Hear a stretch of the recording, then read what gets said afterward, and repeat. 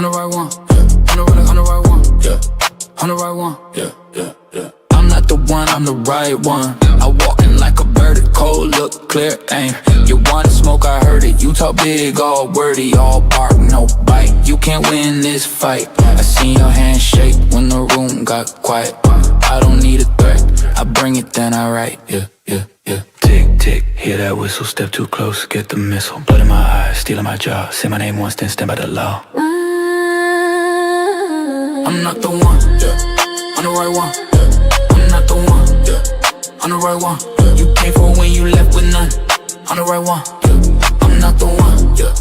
That's what this case is about. It's about the truth. Not hiding it or concealing it, but exposing the truth. Yeah. Don't let them get away with this. Do not endorse and sanction an investigation that is broken and corrupted top to bottom.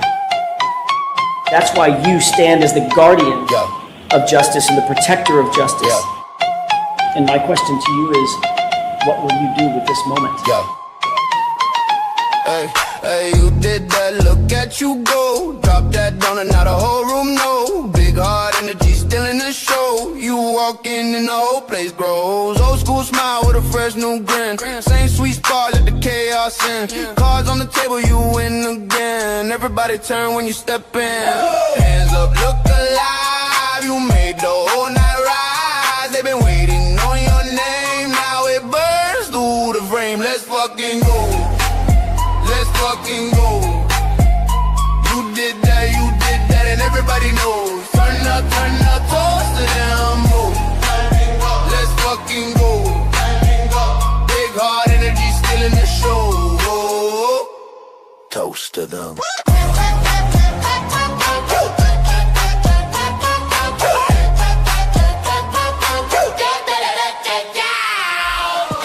I will not be silenced, and we will continue on our journey for justice for John O'Keefe and for Karen Reed. TRUF.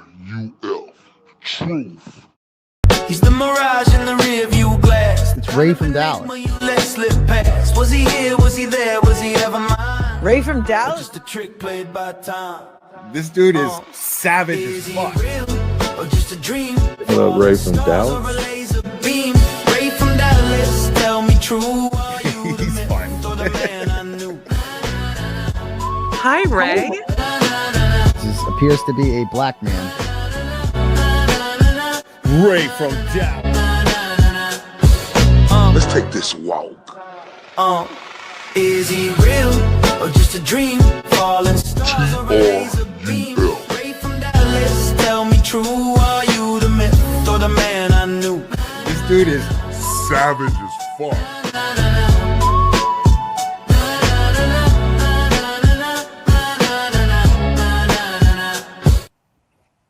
Shout out to everybody on here from that 214 to around the states to across the pond. Salute. You're now rocking with your guy RFD, aka Ray from Dallas. And I want to say, ladies and gentlemen, welcome back. Well, everybody know I appreciate them to death. Everybody who come in and show up and show out. So let me turn up for y'all real quick. Man, salute. And just know I very much appreciate everybody, man. Got a chance to watch a lot of shows today. I got a chance to watch Jolene Lunter. Man, she put on a great show today, funny as ever. And man, she shouted me out yesterday. It meant the world to me. Got a chance to see Moonsey. All right, I don't know if we're gonna be able to do that tonight, or we're gonna be able to talk about that tomorrow. Right? Well, let me take this out real quick because you know what? I do need to talk about. I don't know yet because I want to get to this. I don't know. Let me take this off real quick though. There's been a lot going on, man. A lot. And I'm just watching it and looking and watching. And I'm like, what's popping? All right, what's cracking? I'm watching Moon's live today. Oh my God. it's just so deceitful. The way she could just stare in that camera and lie.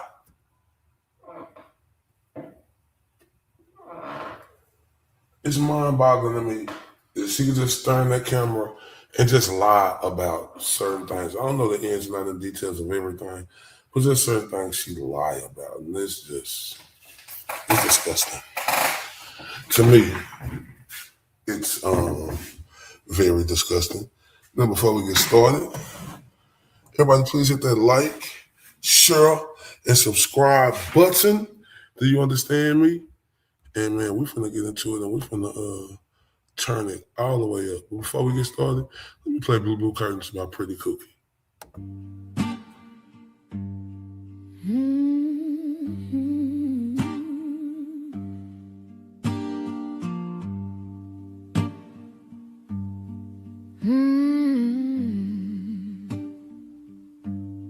The wind hums low, a hollow refrain through cracked window panes. It calls my name. The clock ticks slow. Its echo stays. Each moment drags, then slips away. Blue, blue curtains are hiding all my pain. Blue, blue curtains are dancing in the rain. Blue, blue curtains keep the shine far away. Blue, blue curtains. Salute. Hope that gave everybody a chance to hit that like, share, and subscribe. Like somebody said, who are you talking about? The liar. Just said, if you want to see, just rewind. Respectfully.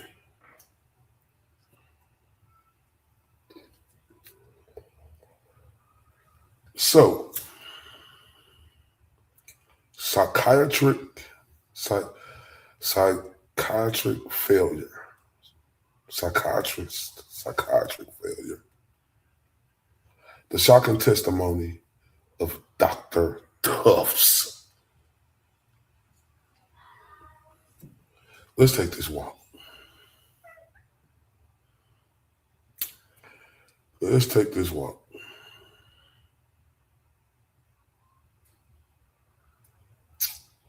I'm going to tell you exactly how I feel about what I watched on the witness stand today. Because honestly, what I watched disturbed me. And I'm not saying that because I want to attack somebody. I'm saying that because we're talking about human lives. We're talking about a mother who was experiencing a catastrophic mental health crisis. We're talking about 3 innocent children who lost their lives, ended in the most heartbreaking circumstances imaginable. And we're talking about a medical professionals who were supposed to recognize warning signs, evaluate what's happening, and provide appropriate care. Shout out to the beautiful Andrea Stewie. Glad to see you here, sweetheart. So when I watched Dr. Jennifer Tufts being questioned by the great defensive attorney, Kevin Reddington, I had to sit back and ask myself, how did we get here? Because Reddington didn't simply ask her questions. He put the entire treatment process under a major microscope. He questioned her experience with postpartum patients. He questioned how she treated Lindsay. He questioned the length and nature of the appointments. He questioned the medical records she had or didn't have, right? He questioned whether she obtained information from other providers. And he questions decisions surrounding medications and Lindsay's deteriorating mental health. And watching that cross-examination, I felt that horrible Dr. Tufts was getting completely overwhelmed. That's my opinion. That's what I saw. Me. And there were moments where I honestly found myself thinking, how can this be the person responsible for evaluating somebody going through something this serious? And I mean that. Shout out to the beautiful, pretty Kookie in the building. Andrea too say Tufts was bad. She didn't seem to care at all. Just trying to cover her ass for that shit. Oh, yeah. Oh, my God. Oh, Andrea. Oh, yeah. Oh, yeah. Now, I'm not saying Dr. Tufts isn't a doctor. I'm not saying she didn't go to medical school. I'm not saying she doesn't have credentials. What I'm saying is that the testimony left me questioning the quality of the care Lindsay received, and I mean it. And ladies and gentlemen, that's the huge difference. Because credentials on paper don't automatically answer the questions of whether the right questions were asked at the right time. And that what bothers me. Were enough questions asked, ladies and gentlemen? Was enough information gathered, ladies and gentlemen? Was enough attention paid to what Lindsay was experiencing, ladies and gentlemen? And according to today's testimony, Tufts' treatment of Lindsay through telehealth, which is on the TV monitor, and never had an in-person appointment with her before the tragedy. Reddington also questioned why that they hadn't obtained records from other clinics. And then we heard something else that really got my attention. Really. And we'll get right back to that in a minute, 1 second. Take a quick break, y'all. Quick break.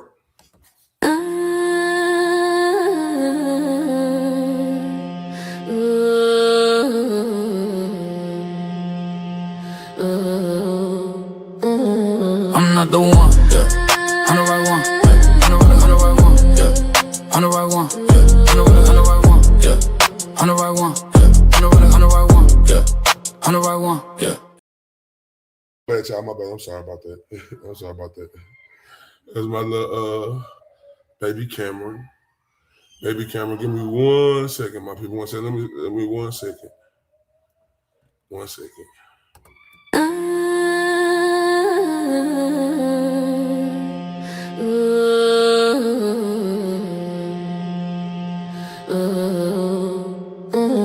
I'm not the one, yeah.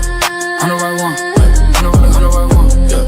I'm the right one, yeah. I'm the right one, yeah. I'm the right one, yeah. I'm the right one, yeah. I'm the right one, yeah.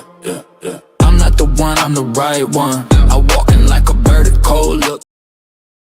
Hopefully we good to go. I apologize, but maybe not. Maybe not. Maybe we're gonna get through it.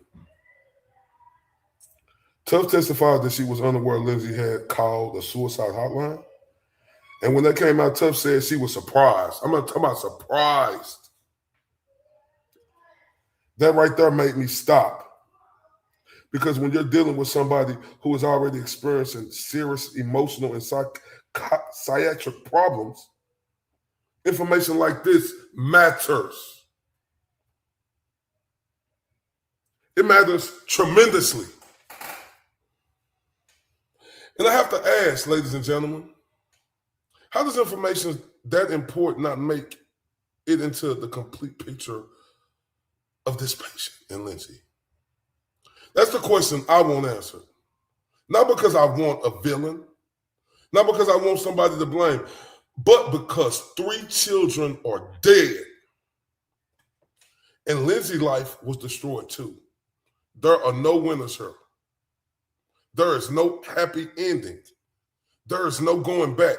And that's why I believe accountability matters.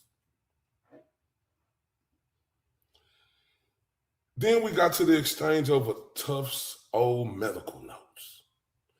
She said she acted like it didn't matter and she didn't get the proper info that she needed to give Lindsay. Exactly.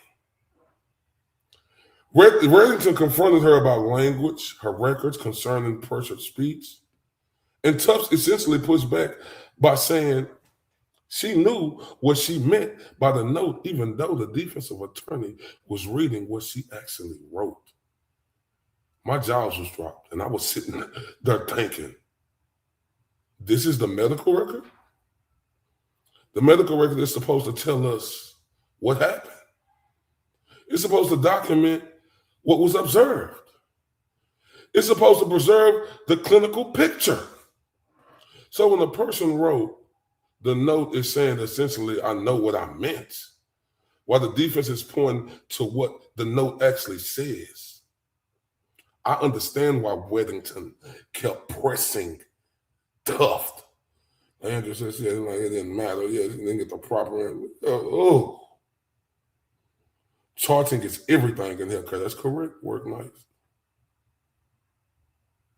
Because I want to let everybody know, ladies and gentlemen,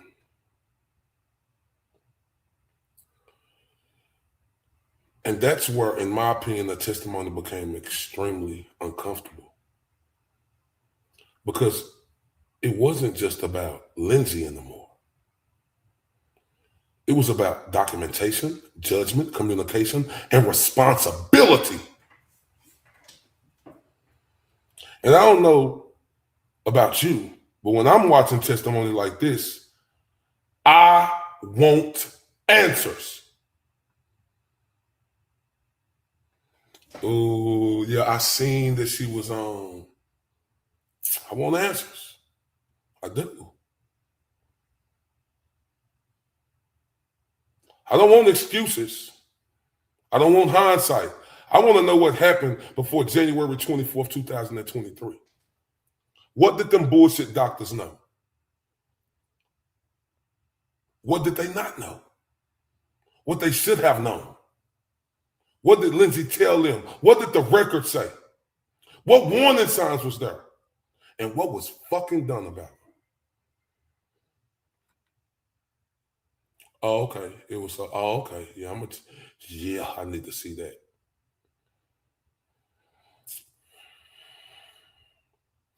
Because the defense is arguing that Lindsay suffered from postpartum psychosis and that her medical providers failed to properly recognize what was happening.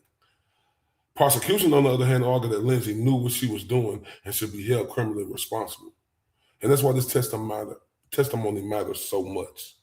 The problem is with the doctor that treated her. Yep, getting sued. Man, when I damn near had a heart attack when I heard that. Because we know Reddington is trying to create doubt. He's trying to show the jury that there were failures in the medical care. That's true. Medical ass tough. It was an express. She said maybe. What the fuck? Yeah, maybe. I remember that shit. Yeah, we're going to go to that tonight if everybody's still up. And after watching that cross-examination, everybody, I understand exactly why the defense wanted this testimony. Because from where I'm sitting, the pressure was intense.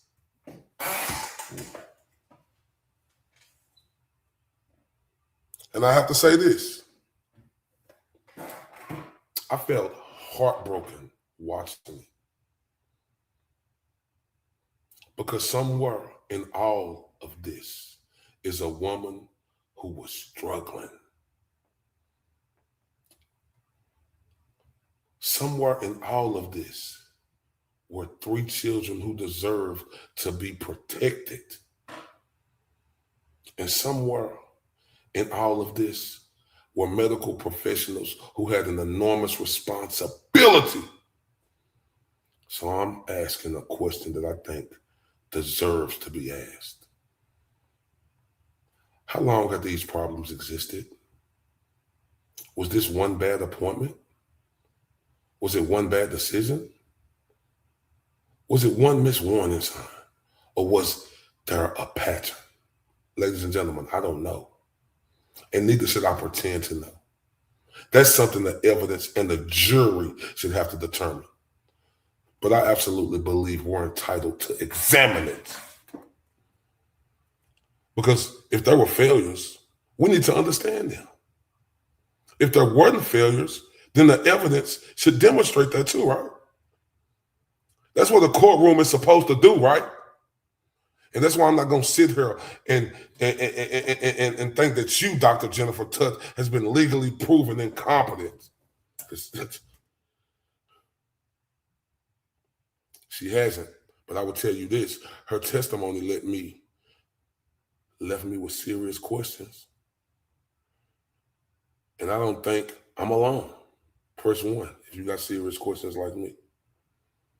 Because when the defensive attorney can take a medical professional testimony and repeatedly challenge the foundation of the treatment, the documentation, the experience, and the decisions that were made, the jury have every right to examine those answers carefully.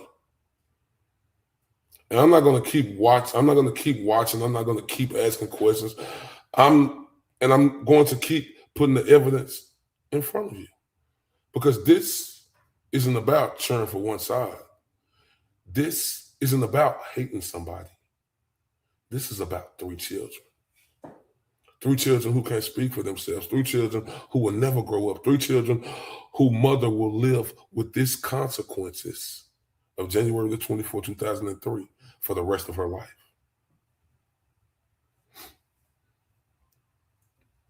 That's how I feel. That's my opinion. So, ladies and gentlemen, let's take this walk. I want everybody to know this. Richard Allen, let's free Richard Allen, right? Free Richard Allen. He had a bullshit medical professor named Waller. I'm talking about than anybody I ever seen. Look at Richard Allen. Look what they did to him for the incompetence of doctors, lawyers, judges. Look at this. Oh, holy fuck.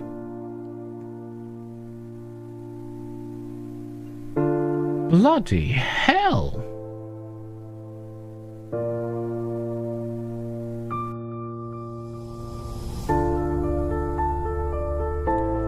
Now there's a deterioration. Like... That was after solitary confinement. Jesus. Jesus. Did you see his eyes? He looks... I want to say psychotic, which is actually probably accurate. Which is probably accurate, yeah, for sure. And I don't mean it in that flippant... No, you mean psychosis, I know. Jesus, that's so...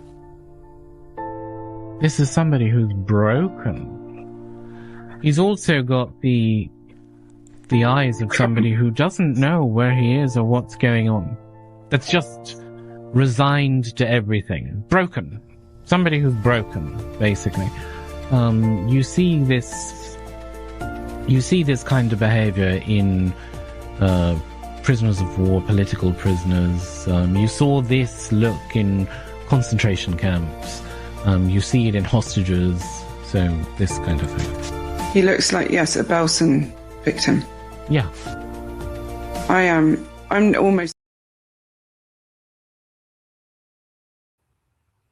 Richard Allen, free Ricky. Shout out to Andrea. She said, yes, OMG, Richard Allen, I've been diving into defensive diaries and Andrea Burker coverage of him at night, but I always fall asleep, man. That's where I'm getting my information from. And night work nights. I appreciate you being here. Yeah, man, they did an excellent job on that, man. And shout out to Bob Marley for being in that courtroom today at the Lindsay Clancy case. That case, this Richard Allen case changed me, right? Because I was so caught up in the GOAT case and Karen Reed case. I knew nothing about that.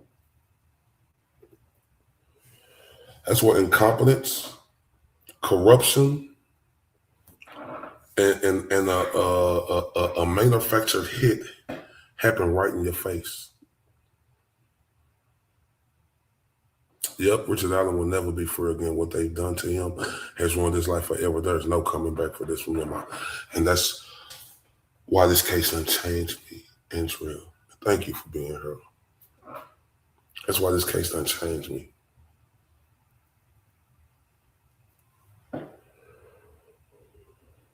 That's the biggest railroad I've seen in my life.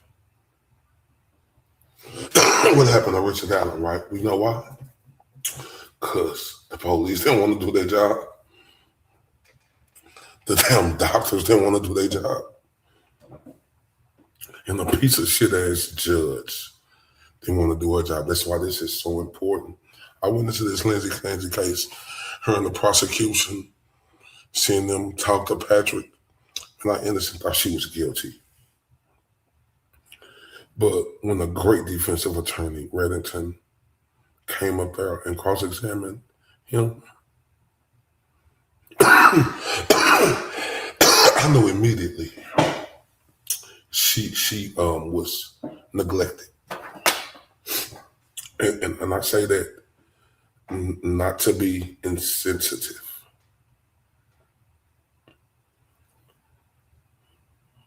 Because Patrick Clancy didn't do anything. And like Andrea said, the real disgusting monsters who did Sister Abby and Libby are out there. Yep, they are. God rest Abby and Libby's soul.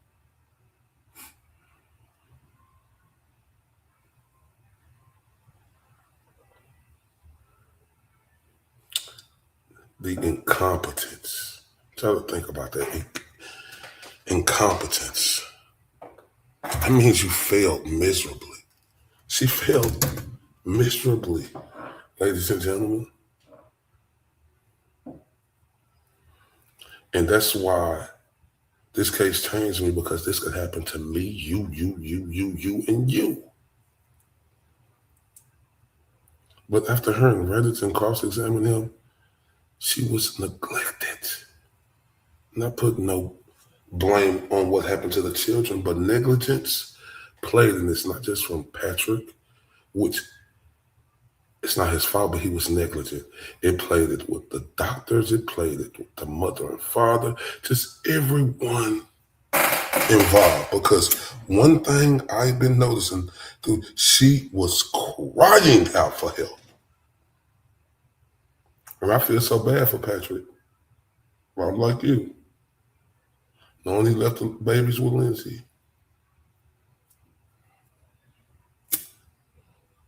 That cross-examination changed my mind instantly, because I was pissed.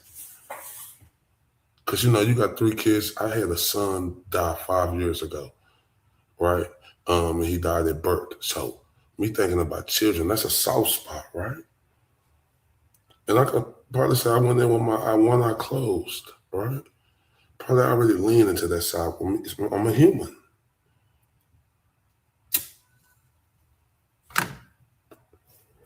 But my mind changed instantly.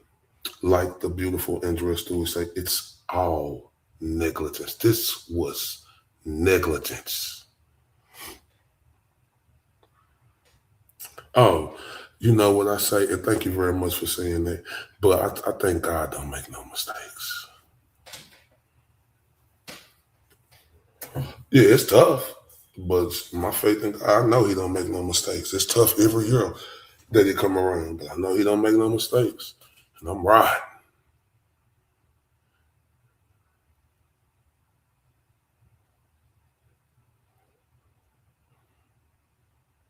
That's why I say, like, he taking trips. 1 week and 1 day before the children had that happen to him, he taking a trip to New York. It's not negligence. After she came and told him, and he said, what's the plan? She said, I don't know. That hurts. That hurt, and that hit me extremely hard, right? You know why? Because there's no way in hell, if I heard that I would leave my children with that person. Not a chance. I wasn't just going on trips. And like Reddington said, If it was a plan, she could have did it while you was gone. And we know what Patrick said. He said in theory. So the prosecution saying it was a plan. The defense said she went insane. And we know what happened. She went insane. Clear cut, no debating. Yes, this is a soft spot. And I know hearts around the world are touched just like mine. But we must let the truth come to the power and the power come to the truth. All right? Straight up.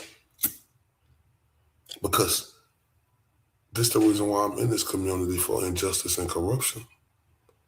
And these two women prosecutors should be a fucking shame to themselves. I mean, they should feel gutless in the inside for even bringing this. It's a murder? Are you fucking stupid? You two, like, are y'all fucking dumb? Is y'all percentage of winning cases bullshit? And y'all would do it. What, y'all, it just, to me, y'all, it seemed like they used them 3 children's death to try to make it seem like that was going to make people just automatically feel Lindsay was guilty. Yeah, we know she did it. But it's a reason for the season why she did it. Well, guess what? Her cries out, they were ignored. Don't forget that. And like the beautiful Andrea, she said, I would never be able to leave my partner alone with the kids after hearing them say that. I hate to sound like I'm blaming him, but OMG, it's like nobody took her serious. That's facts. That's facts. Those two DAs' career should tank after this. I hope they are pathetic, and even if they believe Lindsay is guilty and did this on purpose, they can't even have compassion for the dad. Facts.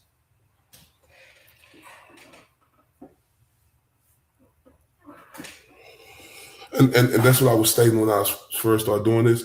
You know why he know. Patrick know. Because you're never gonna have a witness that come up to Lisa MW. You ain't never like, thank you, sweetheart, for showing up. You ain't gonna never have nobody who married to somebody and they viciously do something like that to your children. And you're gonna be up there saying, oh, she's innocent. She went crazy. That don't happen. It don't. You know why he doing that? Because he feel guilty. And this is not to be insensitive. It's just the truth. He feels guilty and it eats him up every day. Because he ignored and played a major role in negligence to Lindsay. Because when you're married to somebody, they say, through sickness and health, to death do us part.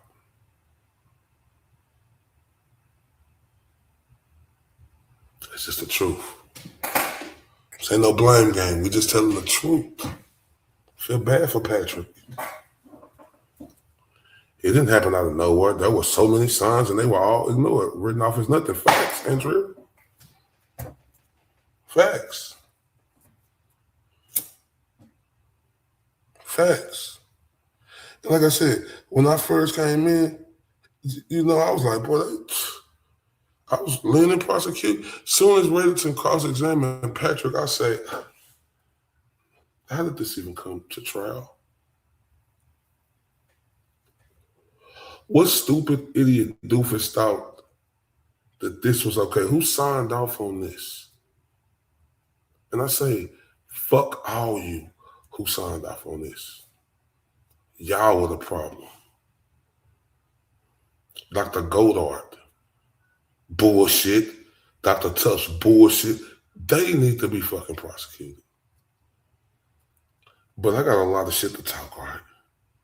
But let's get into this first clip. You had an ad that was on the computer that if somebody wanted to reach out to a doctor, they could see your ad amongst many others, right? Well, I don't think there was an ad. I think we have a website that had some information about myself. Okay. Now, in August of 22, up until when you saw Lindsay, how many patients in that month? Y'all, before I do that, I want to play this right here. I don't know if this is what you was talking about, Andrea, but I had this right here. Let me play this beautiful lady who worked at that bullshit hospital.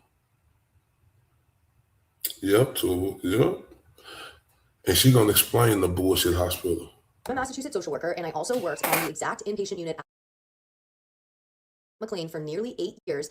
I'm a Massachusetts social worker, and I also worked on the exact inpatient unit at McLean for nearly 8 years that Lindsay Clancy was a patient at. Very important, I was not there when she was there, but I literally worked there for 8 years. We need to correct the misinformation that this prosecutor is saying about McLean and what the stay there is like. So I'm gonna break down everything for you and tell you the truth. Let's preface this with identifying what the prosecutor's approach is with the McLean stay in particular. The prosecution is trying to say that if Lindsay really wanted to get better, why didn't she engage in treatment more? And then the prosecutor specifically talks about McLean, what's offered there, and identifies things that Lindsay did not participate in. And we need to correct that. Let me tell you how it actually works. So the first thing the prosecution brings up with Patrick Clancy is that he has stated that he felt like she didn't really get any treatment while she was at McLean. And one of the things that he was under the impression of was that she didn't really see a doctor while she was there. Now, the prosecutor then says to him, well, are you aware she actually saw a doctor each day and she saw a resident? Are you aware of that? And he says, no, I wasn't under that impression. Let me tell you exactly why that is. In general, there are around 23 patients on the unit at a time. And because of that, there are usually around 4 to 5 physicians in charge, we call them, 4 to 5 psychiatrists who split up the patients so that there's not just one doctor seeing 23 patients. Each doctor has usually around 5 to 6. They vary a little bit,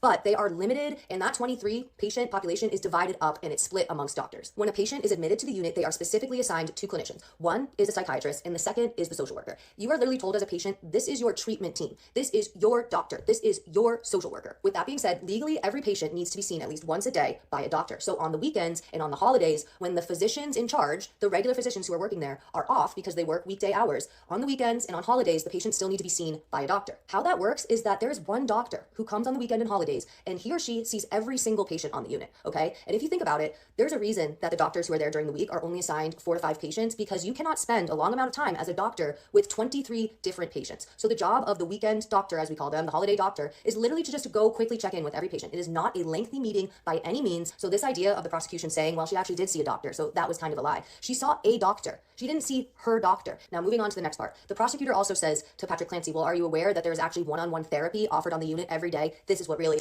pissed me off. There is absolutely no one-on-one therapy offered on that unit. What this prosecutor is referring to is what we literally call check-ins. And you know who does those check-ins? It is unlicensed individuals. This is a job where you only have to have a high school degree to get it. And I can say this because I did that job for 5 years. I was the clinician who was performing one-on-one therapy in her mind? No, I was doing check-ins. I did that job. So I promise you, this was not one-on-one therapy. I love my coworkers, and this is no disrespect to them. We were not people who were licensed or qualified in any way to give therapy, and we did not. And within these check-ins, I'm gonna tell you what the conversations are. How's your day? How'd you sleep? Have you been able to eat today? Have you been able to go to groups? What's your treatment plan? Have you talked to your family? What's your doctor saying? There are brief questions at the end where we say, are you feeling safe? They aren't safety assessments, let's be honest. You do check that little box, but I'm telling you, that's the line of questioning. It is not one-on-one therapy. Now let's talk about something the prosecutor brought up today. She brings up and tells Patrick Clancy, are you aware that, Lindsay was also checked on every 15 minutes by staff? Let me tell you what she's referring to. We literally call this checks, okay? And it's when we would go around on the unit every 15 minutes, staff has to go around the unit. And you know what your job is on 15-minute checks? You make sure everybody's alive. You make sure everybody's not, people try to commit suicide on the unit. And the 15-minute checks is not conversations. We're going around and we're literally checking off on a board. We saw this person. You put a check, you put an A if they're in bed awake, and you put an S if they're asleep, and you put an O if they're off the unit. That's it. You're just going around. This isn't like check-ins. You're just visually putting eyes on them to legally indicate that they are okay. But this is not a check-in. Shout out to the beautiful Classic in the building. I'm sorry that happened, Classic. You hear this woman right here? You hear her? She worked out. She say, no disrespect to my coworkers, but you don't have to go through any type of school to do this. You have to just have a high school degree. That's no disrespect. That's how you got to have. So basically, the doctor's generic. The worker's generic. Oh, how did it go? How did it go? How did it go? I'm just ready to get through with you so I can sign you off and say I dealt with you. Oh, she didn't see her doctor. She seen a doctor. Oh my God, let's keep going. This is the last clip, then we're going to get to it. a board, we saw this person. You put a check, you put an A if they're in bed, awake, and you put an S if they're asleep, and you put an O if they're off the unit. That's it. You're just going around. This isn't like check-ins. You're just visually putting eyes on them to legally indicate that they are okay. But this is not a check-in. It's just, hello, I see you. So another thing the prosecutor brings up today, and again, I think this is from the idea of like, clearly Lindsay was well enough. She brings up how, are you aware that Lindsay was granted permission to, go off the unit, like go outside, right? And Patrick's like, well, yeah, I was aware, like she went for a walk, and the prosecutor's kind of like, so she was allowed to go out. And again, I think she's trying to be like, if she was allowed to go outside, clearly she was okay. And I'm going to tell you guys something. 75% of the patients who are admitted to the unit, within 2 days get granted that permission. Sometimes it's the day they get there. The only patients who don't get granted that permission, and especially quickly, are the ones who are acute safety concerns. Those are patients who can't be trusted, in a sense, to not try to harm themselves if they leave the unit. There are patients who are flight risks, and they can't be granted the permission to go off the unit. So this idea of like, well, Lindsay was granted that permission, it really doesn't have much meaning, because if I'm being honest, everybody is granted that position unless you are really actively doing something to yourself. So like, this isn't that deep. Now the prosecution starts talking about the discharge piece at McLean, and it does sound like Lindsay asked to be discharged. And the obvious thing to like think about is like, why would she want to stay on the unit any longer when she's not getting any help? It is logical to ask to be discharged. And she was discharged, she wanted to go to one of her children's birthday parties. And her asking to discharge to be able to go to her kid's birthday is a completely normal thing that people get discharged for. Birthdays, graduations, funerals, bigger events that people want to be a part of, that is good for them to be a part of. If the person is deemed safe, which I'll get back to, the team is usually happy to allow that. So her asking to be discharged for her kid's birthday is not abnormal. It's very normal. And I also think it is indicative of her wanting to be a mom, which, is the opposite of what this prosecution is trying to say. All right, now my last and most important part. Even though Lindsay asked for discharge and it was granted, McLean failed her. These outpatient, I'm sorry, Dr. Jennifer Tufts, I'll say it. We know the name, but I think that woman needs to lose her license. I'm gonna be straight up. McLean needs to be held accountable. They did clearly not do their proper assessment when they granted her discharge. I'm going to be straight up, okay? And I'm going to say that as somebody who's worked on that unit and had to approve discharge. You are a well-trained mental health professional. You know when you are assessing a woman with postpartum mental health, you need to be doing a damn good job of making sure that she's not going to go hurt her kids because of where she's at in her mental health. And I don't think McLean did a proper assessment. I don't think they asked any questions about the kids. A lot of times when you're discharging from this unit, it's about, are you going to go hurt yourself? And she was suicidal. So she should have had a suicide assessment. But knowing that this is postpartum, I do believe that McLean failed her by not doing a better assessment about where she was at with her kids. I don't care that I worked there. I don't care that I respect the hospital. I respect a lot of the clinicians there, but no program is immune from clinicians who aren't doing their job properly. And her asking to discharge, it's on the clinicians. They let her go. We are held to a specific criteria to let patients go. They failed her. I know this is a long ass video, but I felt it important to give like literally firsthand perspective. I'm watching this case, listening to this prosecutor just lie and gaslight, and I'm enraged at the lies that you're telling. I mean, in general, but specifically at McLean, I'm like, I know that what you're saying isn't fucking true because I did it. I was there for 8 years on that exact unit. Like I said, how are there 2 female prosecutors prosecuting this case? It's beyond me. It's sickening. It's traumatizing. This woman doesn't want to be alive. And all that this case is doing is further traumatizing. If you guys don't care about Lindsay, fine. I do, but let's look at the other people. This is traumatizing Patrick Clancy further. This is traumatizing an entire jury. Can you imagine? These are just civilians doing their, civilian duties and doing jury duty. And there's such a thing as vicarious trauma. And that's when you're traumatized by somebody else's trauma. And this shit is dark. The prosecutors need to show these onesies, and we know the kids are not here anymore. All it is like torturing, this family over and over again. And I think it's abomination. I think it is awful. And I don't know how these prosecutors sleep at night, if I'm honest. The only positive reframe I can think is that this better be a marker in history. Shit needs to change with women's mental health. And I think everybody's waking up with this. I know there's a lot of people who are just kind of assholes and they're just like, she's a monster. But I've seen a lot of a switch of people being like, what the fuck? So these healthcare, clinicians need to be held responsible. It's them at the end of the day. And this is a fucking tragedy. Man, that says it all. Man, shout out to her. Just like Andrea said, I love this girl.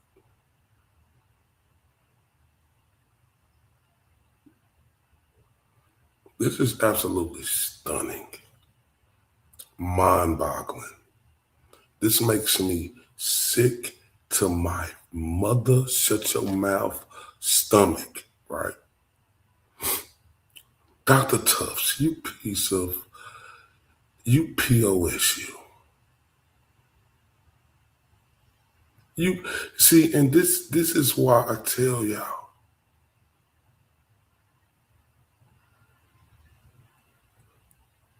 this case is a perfect example of what happened to Richard Allen with these doctors. But you know what that penguin face, stupid, Ewok looking judge and girl she did? She closed the doors because she didn't want nobody to see. They blocked everything. They didn't want the defense to put on the show. It's like they was playing Cowboys and Indians with the defense. All right?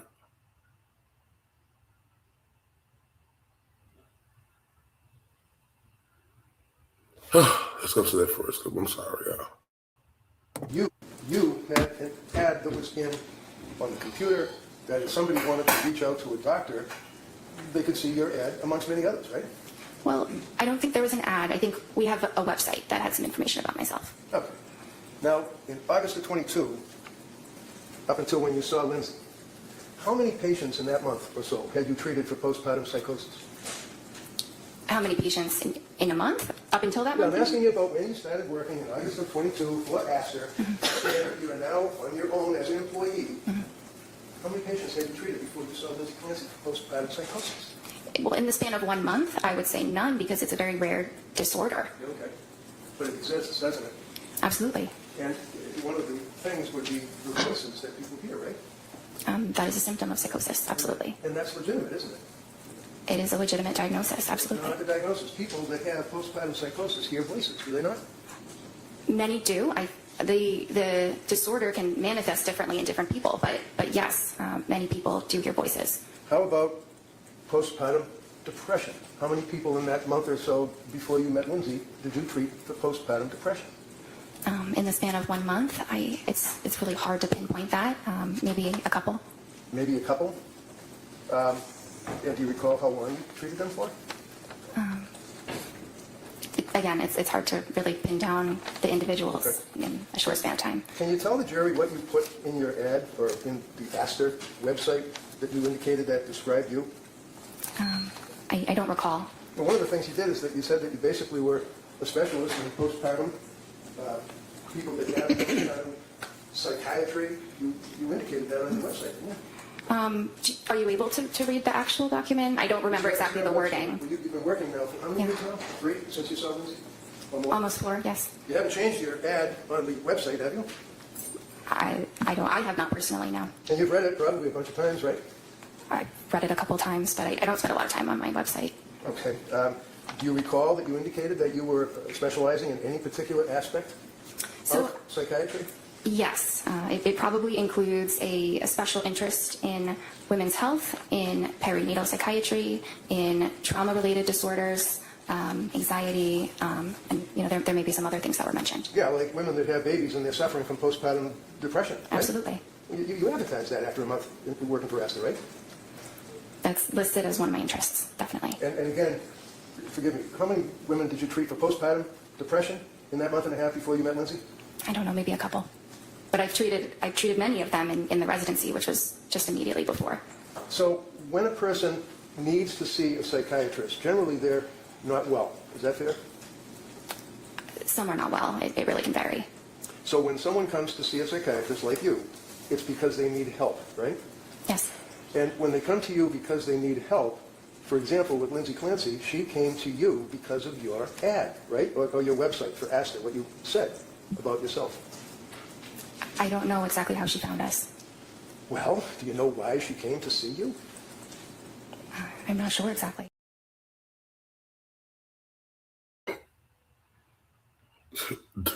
Dumbest bitch alert. Dumbest bitch alert.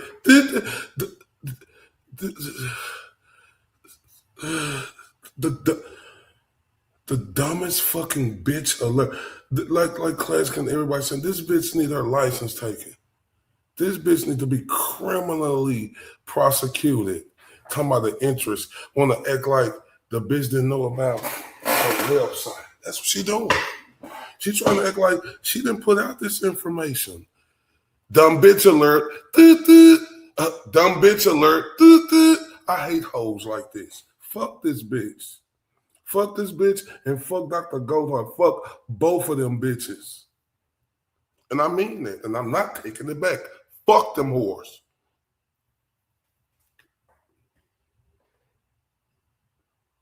She up here talking about, or trying to go sideways like, oh, people ain't trying to reach out and touch you from this ad. You stupid ass woman. What's the name of that fucking movie? This bitch look like the remember that movie where them dogs was eating that fucking spaghetti and then they end up you 101 Dalmatians looking bitch. Like, look at her. Don't she look like that? A month and a half? Oh, you don't know? Bitch, you ain't been getting prepared for this case, you stupid bitch. Yeah, dumb bitch alert. Classic dumb bitch alert. Oh, so you don't know. Oh, you fucking psychiatrist. You the bitch who did, you dealt with her for 4 months, didn't you, bitch? Oh, and then this dumb whore say, he said, so people who come see a psychiatrist, is something wrong with them, right? She said, not all of them, but some. What? Everybody, dumb bitch alert. Hold up, dumb bitch alert. Dr. Reddington say, so if somebody coming to see, defense attorney Dr. Reddington say, so if somebody coming to see a psychiatrist, don't that mean something wrong with them? Then the 101 Dalmatians looking bitch said, yes. Dumb bitch alert. So you said not all, but some. But then defensive attorney Reddington asked you, well, if somebody come to see a psychiatrist, ain't something wrong with them, you dumb bitch? Yes. But it's just unbelievable. Unbelievable. Y'all see why I ride with the GOAT so hard. And everybody who ride for the GOAT, y'all see why I came in and I was coming like I'm coming.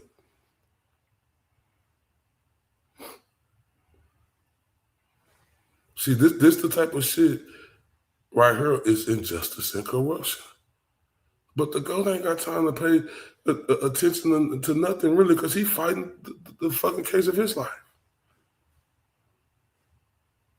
He fought Kevin Reed case, who was a fucking douchebag and still is to me. I don't got no problem with what she's a douche. The way she treated him after that. The GOAT did nothing wrong. Hardworking man, 2 kids. This what he gonna do.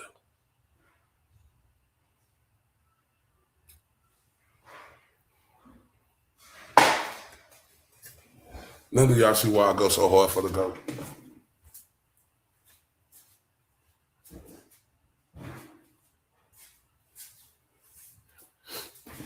It ain't no question. All right? Y'all know why I go so hard for the OG.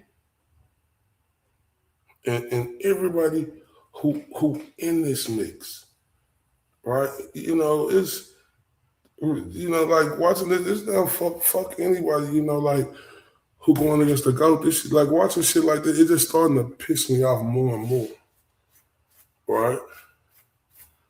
It's starting to piss me off more and more, right? It's starting to piss me off more and more. Yes, that's definitely right, Root. The system failed. And how the GOAT got to wake up every day not knowing. How he walking around on thin is not knowing who gonna fuck with him.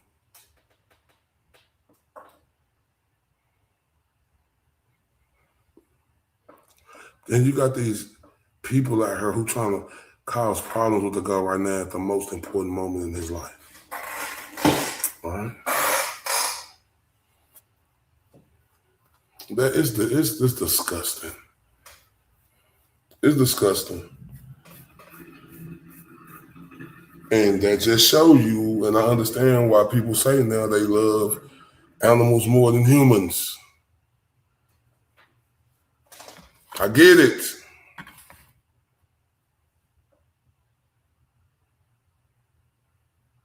I get it.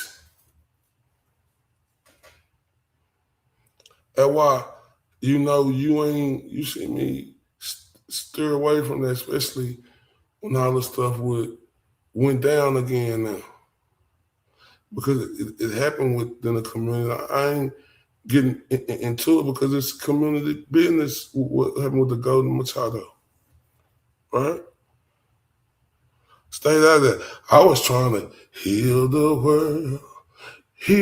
world, make it a better place for you and for me and the Ty, that's what type of time I was on, right? Even when my name got thrown in the mix, that's why Moons pissed me off tonight, right? Just pissed me off because she'll just sit in there with her face and just lie and still lie and act like she don't know what's going on. If that ain't the most puppet shit.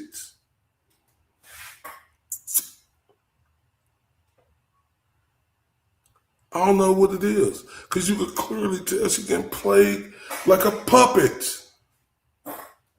And it's disturbing, Moons. And I can't wait till I go over there with you because this disturbing to me. Like you still act like you don't know. Why I'm asking you and Ocean. Like y'all ain't gonna say nothing about what was said to me. How my name by Jessica Machado just got caught up in the mix.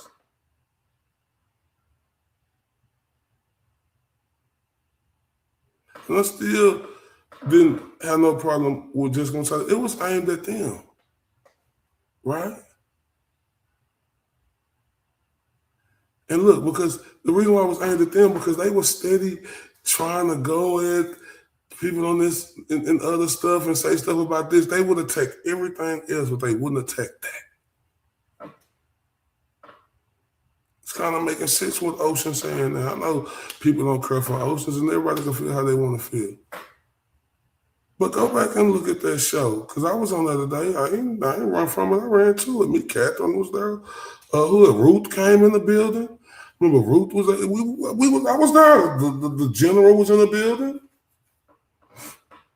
And I'm sitting at that Ocean trying to explain, like, you know, I got a problem. And you see Moons just sitting there with the beat of bare face.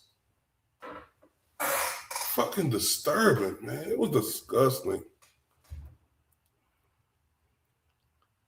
And to me, she can't tell the truth with nothing in her. She want to sit and point the finger at Ocean. Stop, Moons. What is this? And after that, like, I just still had no problem with Jessica Machado. I was talking to them. To them. At least I get Ocean credit for apologizing. But if you go see Ocean on that, she trying to make a point for me. And Moon's just sitting there with her hand on her chin. Oh, rake them off for us. We'll talk about everybody else. Rake them off for us. We'll talk about everybody else. Right? But we're not going to bring up this.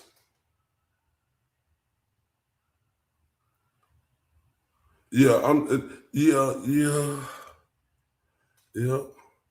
It's crazy work though. That just show you what type of person Moons really is. It's real deceitful, real manipulating, real bold, and will look with a straight face. Will look with a straight face and act like she didn't know nothing. Hold up. Not a titi. Hold up. Nathaniel. That's another lie. Just mixing it in and out. But see, that's why I ride with the go so hard. And I don't understand, right? How people coming at them. And, you know, this shit is really starting to disturb me.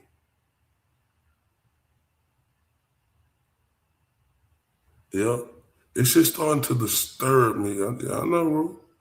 It's starting to disturb me. Do y'all give a fuck about, our freedom of speech and what he fighting for and the injustice that's going on him? Or is y'all only thinking about y'all fucking feelings?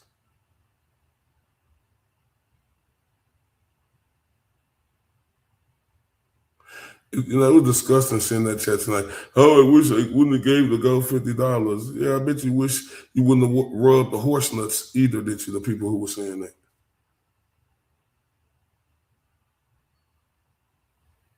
So I'm done with that shit. Yeah, okay, I'm done with it because they don't give a fuck about no injustice and corruption. Yeah, I know.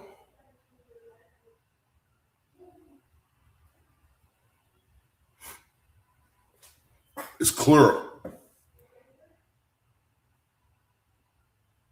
Moons, you're a piece of work. You're a piece of work. But let's continue, y'all. So you understand that if, in fact, it's determined that you advertise as an expert in postpartum and in postpartum psychiatry, and you've had a month experience plus a residency, would you consider that to be negligent or misrepresentation? I do not believe that I have been negligent. Do you understand what misrepresentation means? Yes. With a month under your belt plus your residency, do you really want this jury to believe that you were an expert? Can you advertise that? I don't think that's exactly the wording that I used. I think I said that it was an interest of mine. You were what? No. Good. Good. Easy. I just think the wording was that it's an interest of mine. I don't believe I called myself an expert. Are you an expert in postpartum? I may be. I don't know. I think it depends on what you define an expert as. Well, when a patient comes to you and they fill out the form, you agree with me that your records reflect that form that she filled out on September 12th of 2022, right? Yes. And the form that the district attorney went through painstakingly with you is basically, it looks something like this, right? That's one of the forms that you've got people fill out, right? Right? Yes.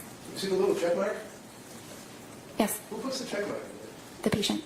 So how many pages, because I don't want to go through all the pages again, how many pages does a patient, well, how many pages did Lindsay go through to check the boxes for acid? There were a lot of pages. It was a lot, 10, 20? Yeah, maybe between 10 and 20. Okay. And basically, they're all little checks in boxes, correct? Not just checks. No? So does the person then answer questions by typing in an answer such as, do you have any pending legal problems? No. Have you ever been arrested? No. Things of that nature, right? Those are some of the questions. And the questions also, do they ask the patient what medications they were on? Yes. Before seeing you? Yes. And Lindsay told you that she was on SSRIs in the past, right? Yes. And SSRI means what? A selective serotonin reuptake inhibitor. And that's pretty powerful stuff. It's an effective treatment for depression and anxiety. Well, it affects the serotonin levels in the brain, doesn't it? Yes. It rewires the brain, doesn't it? It doesn't rewire the brain. It increases the serotonin, and many individuals with depression have low levels of serotonin. So, girl, shut the fuck up. Shut your dumb bitch alert. Everybody, dumb bitch alert. Shut your dumb ass up.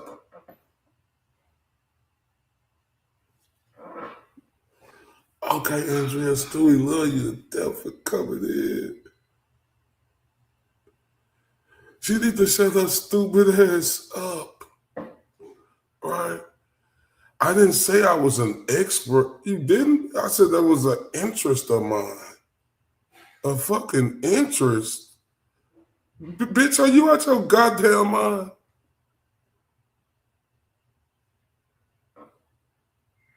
Dumb bitch alert. Dumb bitch alert. This bitch said it was a interest of a interest. Bitch, an interest is going out, you know, kicking rocks, or going out taking pictures of the town. Bitch, that's an interest. Use a fucking doctor, you dumb bitch. You put up that post because you was trying to get that shmoney, huh? You dumb bitch. But this is diabolical.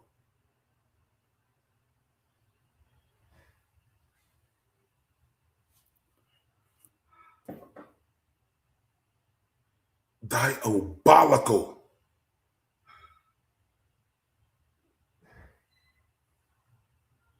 It was an interest of hers, an interest.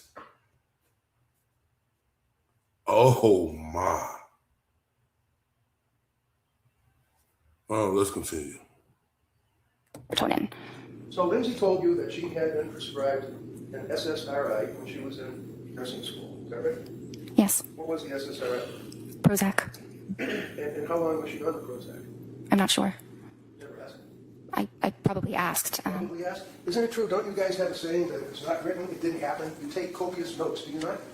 It's impossible to write down every single thing that's said, so I write down what is clinically relevant, clinically necessary, but there's a lot that is discussed over an hour that is not able to be written down.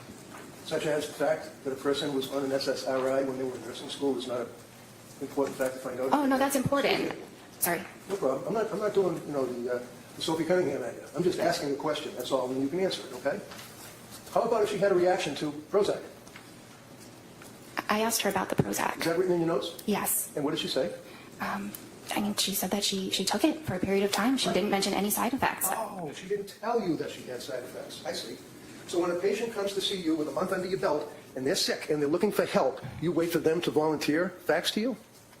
She volunteered a lot of information. She knew very well what her medical history was and was able to provide that for me. Such as what? That she was in nursing school and took Prozac? That's part of it. And she told you that, right? Yes. And she was pretty upfront and honest with you, wasn't she, in answering these questions, right? I believe that she was. We all spent some time talking about the fact that she declared that she had consumed alcohol, that she felt guilty about it. You called that on Friday? We dwelled on that for a while, didn't we? Yes, that was a component, yes. I mean, that's something that's important, right? Yes. What was her drink of choice? I'm not sure. Did you ever ask her? I'm not sure. We were not concerned that her level of alcohol use was... certainly was Friday, right? All right, everybody knows. Doctor, wait for the question, all right? And then same thing, I'll have counsel wait until you finish your answer, all right? Go ahead, Mr. Reddington. So is it important, doctor, for you as a physician to know your patient? In other words, know who they are? Yes. And you know that Lindsay was a nurse, correct? Yes. You know that she graduated, obviously, from college, right? Yes. Is she a good student? I don't recall. You know when she got married? I don't recall Did you that ask her? specific detail. I don't know. I knew she was married. She had 3 kids, right? Yes. And the reason that you know that she was married is because you spoke to her husband, Patrick, correct? He Or did you? Sorry? Or did you?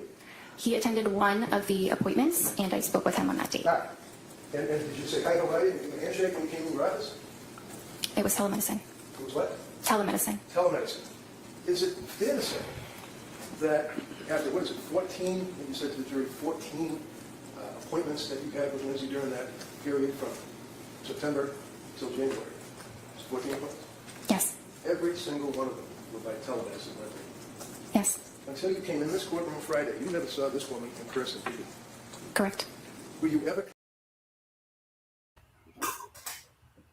Oh my. Shout out to James Lynch. Man, oh my. She told you she was on that medicine. Cause she didn't tell you she had any side effects. You didn't tell her about the side effects. Dumb bitch alert. Dumb bitch alert.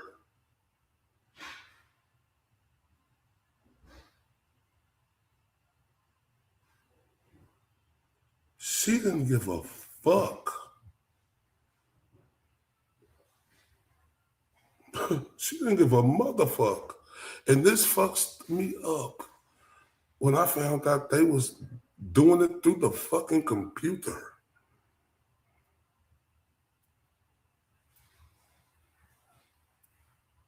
"14 visits through the computer." But when I tell you this, he may, look, I don't know, I may just be caught up in the moment, but he is putting on a master fucking class. And he's showing. Now, while I see everybody telling me he is one of them ones in Massachusetts.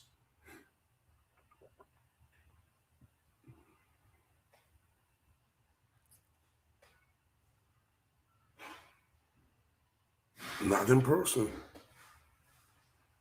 Yeah, and like they were saying, I forgot who said it first. They said she just wanted to write. Yeah, in a television, yeah. Yeah, she just wanted to write fucking prescriptions. Hey, this is serious, everybody, right? I want y'all to know that. And when I say serious, this is dangerous and this is scary.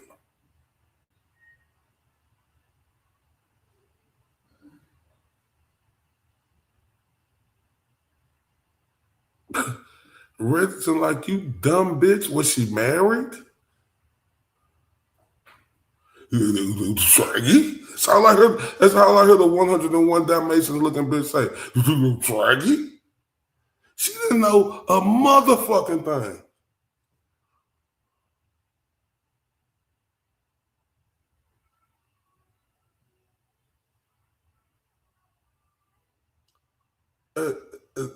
As a doctor in different professions, it's certain ones that's most important where you have to be personable. It's certain ones where you have to be super personable. And in her position, that's one of them ones. And she didn't give a fuck. Oh my. Let's continue. Correct. Were you ever concerned about her mental health as a person? Absolutely. She was crying. She told you symptoms that she couldn't get out of bed. Isn't that right? At one time she said it was difficult to get out of bed. Oh, difficult to get out. Why was it difficult for Lindsay Clancy to get out of bed? Because she was very depressed. And did you give her a hug? Oh no, you're on telemedicine, so you couldn't give her a hug, could you? You didn't have any chance to even look at her in person, did you? I could look at her. It was always a video appointment. I couldn't give her a hug, but that's not actually something that psychiatrists typically do with patients. I imagine. Now I'm looking at you, and you've got the witness stand cutting you off in half, right? So I can't see from your waist down, your legs, your feet, your hands, anything. That's the same view that you have on the telemedicine, right? Yes. Isn't it fair to say that you've studied and that you've learned that there are objective manifestations that patients may have that would be a tell, like if you're playing poker, you have a tell, that would be an indicia of the fact that they're stressed or emotionally disturbed, right? Yes. Like hand wringing, right? Yes. Were you able to see the hands wringing when you were on telemedicine? I don't recall seeing her hands. Recall, you know how people sit there and they do this with their leg and their leg bounces because they're going through some type of emotional stress? You couldn't even see her legs, could you?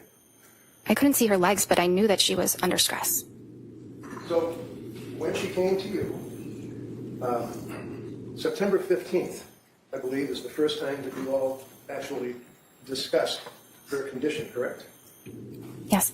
And looking at the medical records, which the jury will be able to look at, it says, visit date, September 15th, 2022, and you can look along with me if you wish, indicates why she came to see you, right? Yes. Right? Yes? Yes. Okay. Why did she come to see you? According, not guessing and speculating, never mind the TV, you just look at your notes. Tell me what brought Lindsay Clancy to your office. Postpartum anxiety. Is that it? Is that what you noted in the records? Well, those were her words when asked, what are the problems for which you are seeking help? I see. Postpartum anxiety.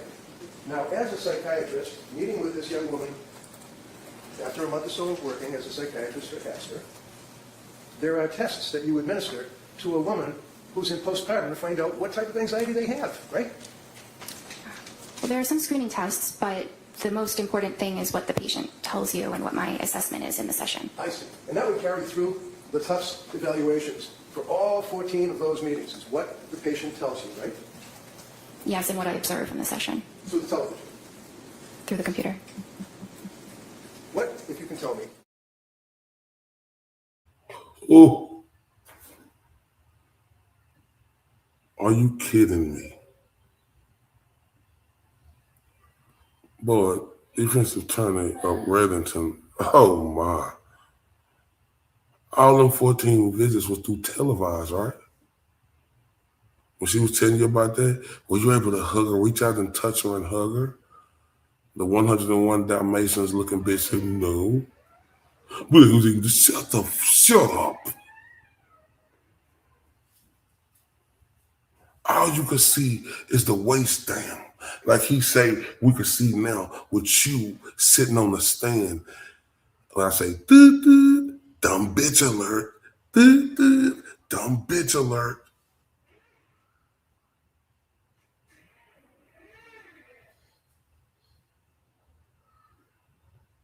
What did you do to help Lindsay? Bro, say, man, hold up. Reddington is the truth. Y'all know how I say truth, right? That's T-R-U-F. Truth.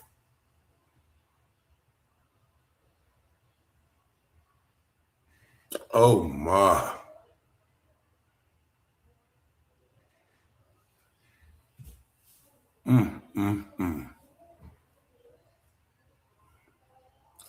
They made, the prosecutors make, so she had 2 doctors who took care of her. The fuck this bitch take care of her through televised? Huh? How'd she do that? Was she able to see all the motions? Reddington breaking it down as different things that show. You dumb bitch.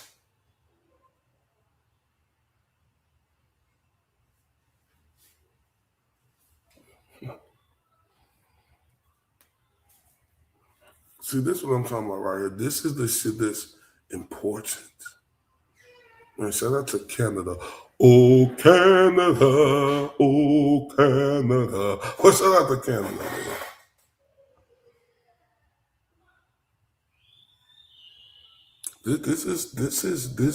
This sucks, y'all. Just knowing, like I tell you, if you a lawyer, if you a judge, if you work in this type of field, it's miserable to me now.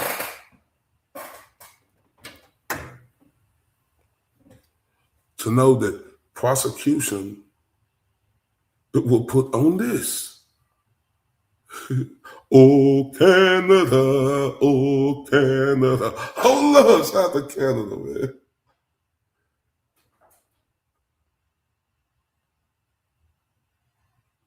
Why would they do this? Why would they do that to Richard Allen? Why would they do that to Karen Reed? Why would they do that to the GOAT? Why they would do that to people who in jail now that we don't even know about?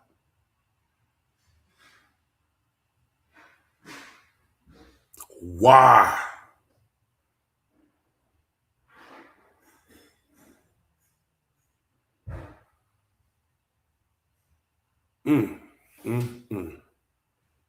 But this, this make us, listen, y'all, ain't nobody safe out. We not safe out here. Being in this field right here makes me understand that we are not safe. No, this judge is doing good. Oh, he reprimanded the shit out of her. He reprimanded the shit out of her because it's going to come up like you were stating earlier, Andrea. Oh, I just have to hold my tongue. I hope it's the next clip. Let's continue. Exactly. Friday, we spent a long period of time going through the initial intake that she had to fill out. Is that correct? You recall that? Yes, we did. And the district attorney kept asking you, and this is in September, is it September 12th? Is that when that form was filled out? I believe she completed the form on the 12th. The appointment was on the 15th. So what does a person do? Do they call you, or do they talk to somebody in administration? How do you get the form to fill out? Yes, our administration handles that. And what do they do? How does that happen? They send them the documents, probably by email, and the patient fills them out. It might be all within the portal that we use. Within the portal? The patient portal, yes. Okay, and that means that you go online and you can access Astor Mental Health, and then all these little drop-down boxes would come up? Something like that. Are you aware? Is it something like that, or are you aware of what it does? So because I don't handle the scheduling and the sending of forms, I don't know exactly what it looks like. Well, this is the form you're giving a person that needs help because they're possibly mentally ill. Is that right? Yes, and what's important is that I review the forms and we go through them in the appointment. Absolutely, yes. Now understand that your records, Exhibit 219, I believe, the jury will have access to the Tufts records. Okay, you're aware of that, right? You know it's an exhibit. Yes. Because you have talked to the prosecution about what an exhibit is, and you know that your records are now in evidence before this jury, right? If that's what you say, yes. I wouldn't take what I say. Well, if you don't know, that's fine. I don't know the details of how this works. But Have you talked to them prior to your testimony? No. You haven't talked to the DA's office? No, not at all. You're a defendant in a very large lawsuit, are you not? Yes, You would happen to be represented by an attorney, would you? I am. And the fact that you have an attorney is your right under the Constitution. It doesn't mean you're guilty of anything, right? Right. Okay. And you know that the outcome of this case is very, very major to the outcome of your lawsuit. Is that right? Okay. I don't actually know that. So, you understand? Yeah. Dumb bitch alert. You don't actually know shit. You 101 Dalmatians looking bitch. You don't know nothing. You a ruthless, gutless piece of shit type bitch. You have no soul. And just like Andrea was stating way earlier when the live first started, now I know your reasoning, bitch. Now I know.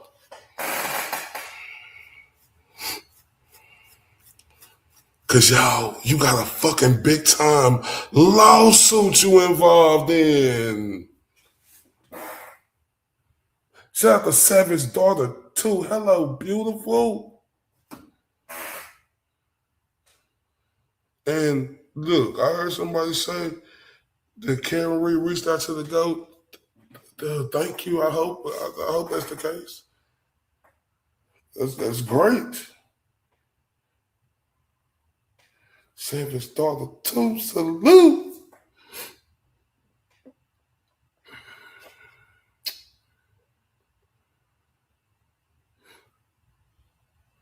Well, this dog, listen, y'all. Did anybody notice before this trial came that they was in a big time? Because I had no idea.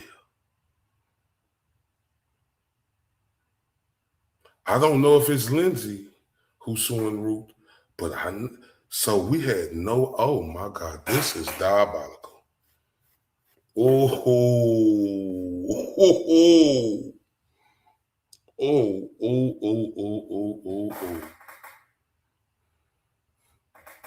Yeah, Kevin Reddington did.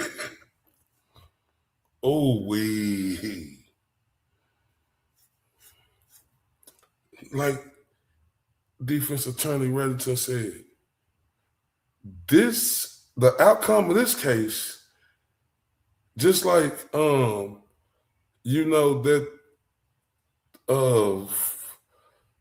skeleton looking motherfucker and Jennifer McCabe said she's telling them everything, right? Okay, now I get it, you 101 Dalmatians looking bitch. This case, the outcomes mean everything to you. Oh my, this is danger. But this is a fucked up world we live in, y'all.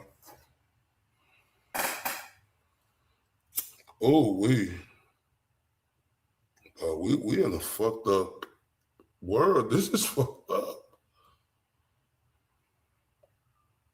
You know what they say? Money is the root to all evil. Look at this soulless bitch up here. When I heard this shit, boy, I damn near broke my fucking TV.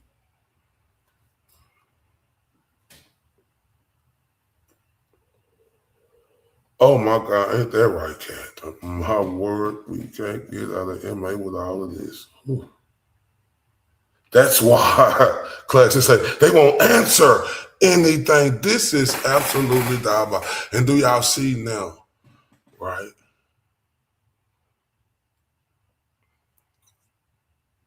This is the perfect example of what you would have seen, and it would have been worse. I'm talking about it would have been no content. It would have been worse if they would have allowed cameras in that courtroom for Richard Allen. She had them handicapped, but we would have been able to see the handicap. She had them under.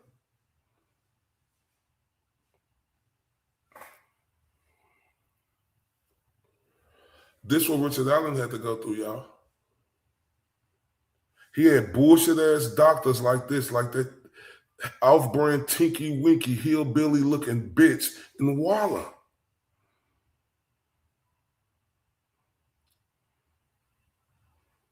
The same bitch who was fascinated by the true crime community. The same bitch who fucking broke the rules looking up that fucking Michelin man built piece of shit in the Keegan Klein because she was so fucking fascinated. And you knew what that penguin looking strong neck bitch and girl did? She allowed it. Dumb bitch alert. Dumb bitches alert. Yeah, them two dumb bitches alert. Are you fucking kidding? This right here, it's always a method to the madness, right? Y'all seen. So this is what I'm saying to y'all, right? Look at this. Look at what this psychiatrist who didn't give a shit about Lindsay. Look at what Waller, that fucking bad built pouch belly bitch, just fucking with that ugly ass, whatever the fuck our hair color was, right? You know, with that them ugly ass clothes she had on, right? She did worse to Richard Allen. And then some evil people got to Kathy, so she didn't sue. Oh my God, that's crazy work. I want y'all to understand this. Richard Allen went through fucking worse. This is fucking worse. This right here is terrible. But Richard Allen went through worse and still going through it. That's why this right here is gold to me. Because it give me what's that? What are they saying? Allow a means, a motive, and an opportunity to show y'all. Means, motive, and opportunity. And I'm presenting the evidence. Right? To show y'all the perfect example of what Richard Allen went through, but it's worse.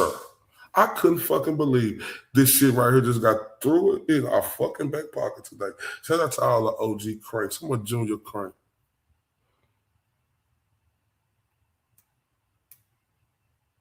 But see, this was crazy right here, y'all. They put Richard Allen in a prison. You heard what the great Bob Marley said. When in fucking history do they put a pre-trial defendant in a fucking prison like that? Like these doctors, the fucking Dr. Goldhart, that piece of shit, boy haircut wearing bitch. He said, the great defensive attorney Kevin Reddington said to her, how many patients with postpartum have you deal with? This how it went, y'all. Crickets. She said, let me think about it. I'm pretty sure that if I would have had it already if I did that. So I want to say none.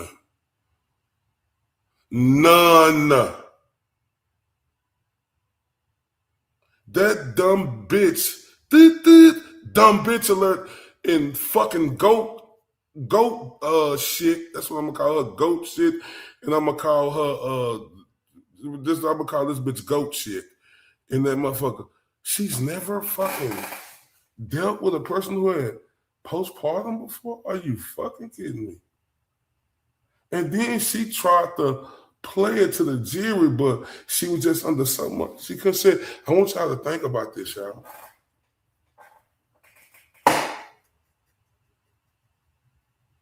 Think about this. This is a clear example to show the incompetence,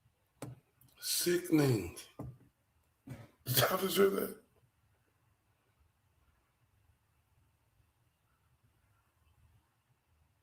Deteriorating.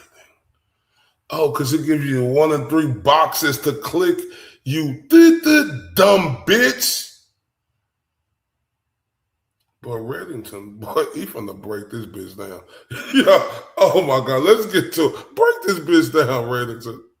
Not what is checked off on a box. Makes sense. So you were unable to make a note as to whether or not her affect and her mood appeared to be in conflict, and that she would have been incongruent, and that she had poor insight. You couldn't write that down. Is that right? Because the box doesn't let you. Correct. So basically, she's telling you that, okay, well, actually, when she came, do you know that she never saw, other than when she was in nursing school, would it surprise you, a psychiatrist? And that was only for like a week when she got the Prozac in nursing school because she was afraid of public speaking? Did you know that?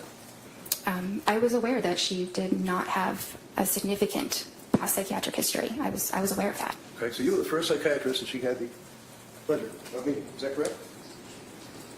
Yeah. I think it was. And isn't that important for you as a doctor to take a history?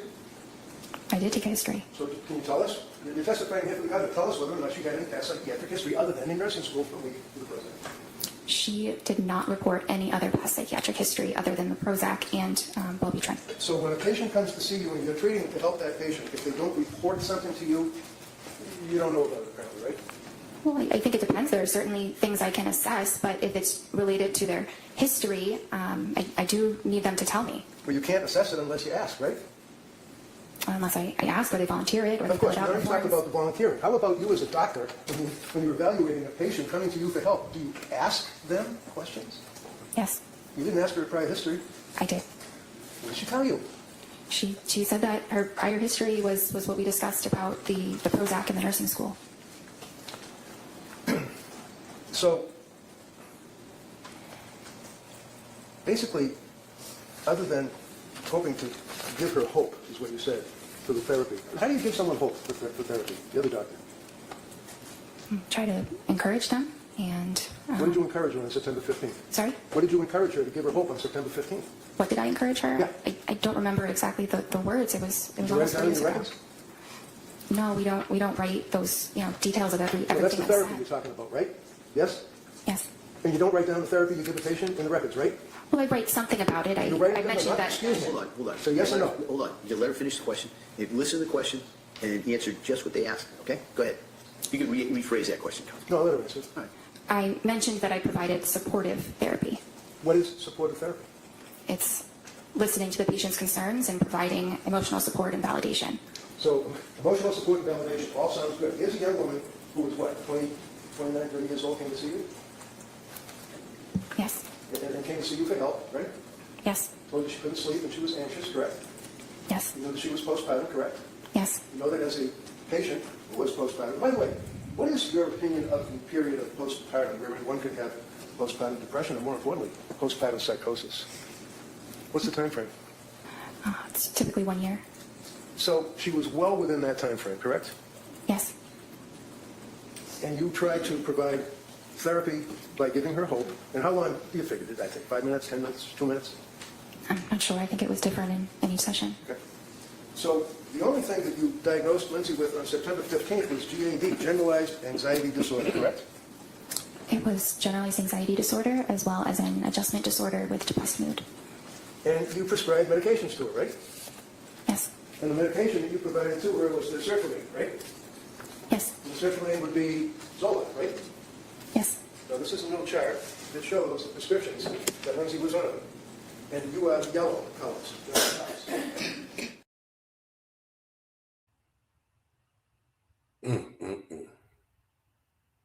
This dumb bitch, bro. Oh my God, Reddington. It is amazing, bro.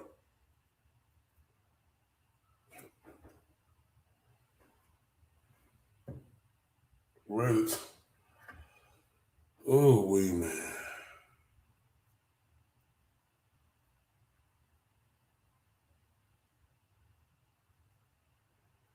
What the patient is telling me. I don't know. I have to go off of this. And what are you going off of, you dumb bitch? Man, fuck this bitch. I don't give a fuck how nobody feel about me calling this dumb, sloppy 101 Dalmatians whore a dumb bitch. Fuck this bitch.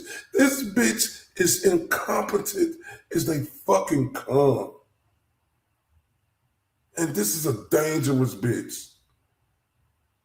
And this bitch right here is so dangerous. This bitch willing to do anything because this case is so important to her. Y'all know why? Y'all know why? Because her and that bullshit ass hospital she at, they got a big old lawsuit going against them. And guess what, y'all? The outcome of this case means everything. So you have this straggly hair bitch who knows she don't step outside the house with her hair looking like that, coming at her up, thinking she finna get some sympathy. No, everybody, dumb bitch alert.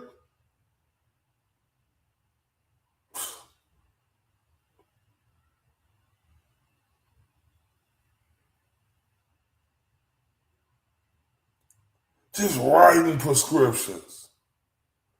Ooh, hold up. Shout out to Missy, Jessie. I see you coming a bit, boy. She done turned me up. She said, thanks for joining my space the other night. Thanks for always being your authentic self. No one like one Dalmatians. It's no one's favorite thing. Oh man, thank you so much for that. And let me turn up for you real quick. Let's turn up. Then we're gonna get back to this dumbass bitch. I ain't never represent, baby. I ain't do no wrong. I can clean up good for you. Oh, I know right from wrong. 'Cause I wanna make it. $1 million, baby. Yo, you gotta chill, man. Man, shout out to Missy Jessie, man, and you're so welcome. Thank you. Oh my.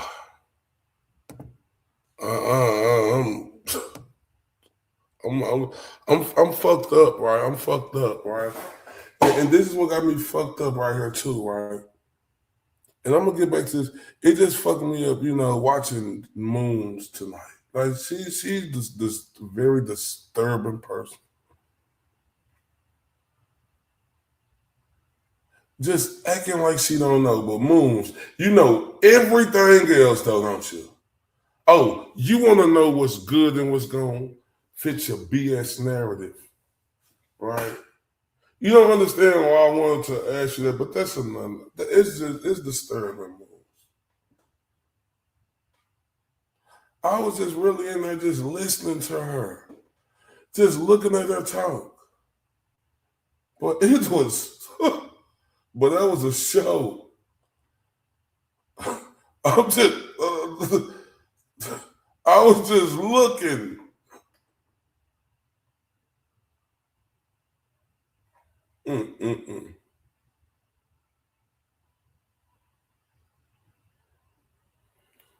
Let's go to the next clip. We'll get to that in a minute.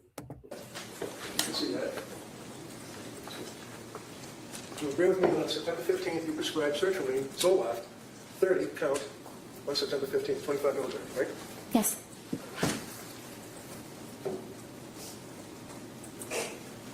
Have you ever read the website for sertraline? The website for sertraline? Yeah. Sertraline, Zoloft, is a chemical that is marketed as a pharmaceutical, right? Yes. Right? It's a pill, right? Yes. And as we said, it's an SSRI pill, correct? Yes. Do you know that Zoloft is not indicated for generalized anxiety? Why'd you give it Zoloft? It is a very effective medication for generalized anxiety disorder. So you're familiar with the drug labeling for Zoloft, is that correct? Generally. Generally. Are you aware of what the manufacturer of Zoloft indicates it can be used for, to treat? aware that it's used to treat various forms of anxiety disorders as well as major depression. So when Lindsay came to see you, you know that she had stopped breastfeeding her son, right? Not at the time of the first appointment. When did she stop breastfeeding? In October? Something around then.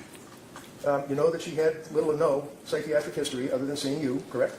And the Prozac, yes. You know that, in fact, that she had stopped drinking whatever it was that she was drinking, because you never asked, right? I was not concerned about her level of drinking. Well, it's in your form, right? That was at the intake, but Did you know that she wasn't drinking when you were meeting with her, correct? Yeah, that's what she told me. Okay, and you believe what she told you, right? Yes.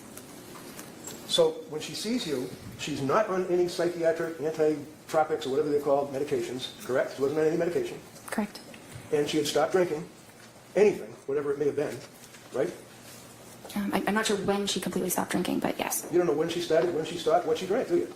Well, I was not concerned that she was an alcoholic. It's a yes or no. Did you have any idea? Because we spent a long time on Friday talking about her guilt and having that she drank alcohol. You don't know what she drank, when she started, when she stopped, do you? I know some details about her alcohol use, but it was overall minimal. What were the details then? Tell me what the details were. There was that one little box that was checked off. What other details were there? That she drank 1 to 2 times a week, 1 to 2 servings 5 times a week. And you don't know what it was? You have no idea, right? I think she had mentioned at some point that it was calming.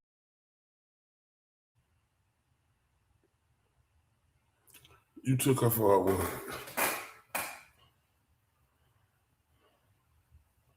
She mentioned that. What she mentioned? You checked the box. You dumb bitch. You checked the fucking box. What did she mention? Oh, you said I didn't think I had no reason. Oh, you didn't. Oh. And shout out to the beautiful Messy Jessie. She said, don't be effed up.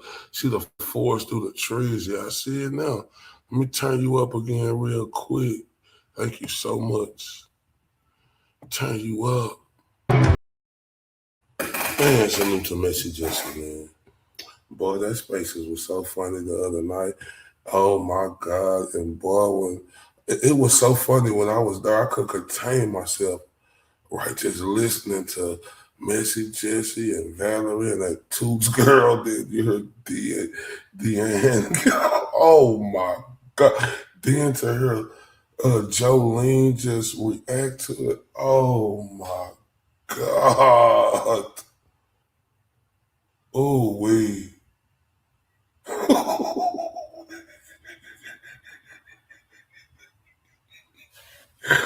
Oh boy. Say that was so funny. Damn, I probably need to listen to boy. Messy Jessie and Tuesday, Messy Jessie and Val, then Messy Jessie and Tuesday and Val and Tuesday and Deanna, I think went off on Tuesday. Oh my God.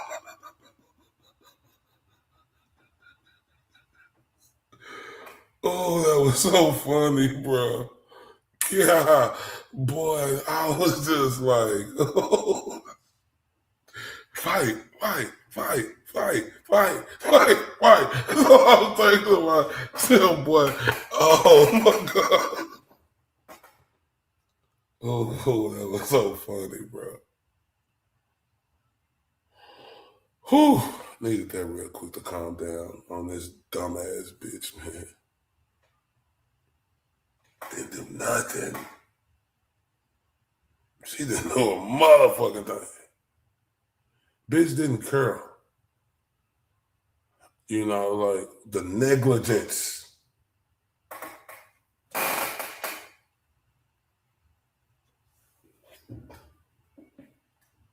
And if you think about it, this is the biggest negligence. Right here.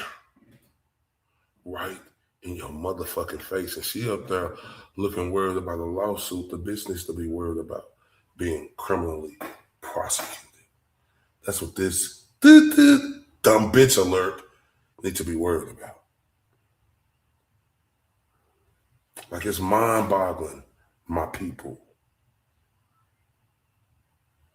is mind-boggling. Super negligent. And when I tell y'all, boy, Mr. Reddington, he finna lie. I got 2 more clips, then we're gonna get to the bullshit. I got 2 more clips. But Mr. Reddington is finna light this motherfucker on fire. Let's continue. I imagine you treated veterans that had post-traumatic stress disorder, right? Yes. And would you agree with me that many times when people have an anxiety disorder or PTSD, or whatever the case may be, they try to numb their feelings? Is that fair? Sometimes they do. And sometimes they use alcohol, right? Sometimes they do. But we don't know what alcohol she did. We know if it was a beer, do we?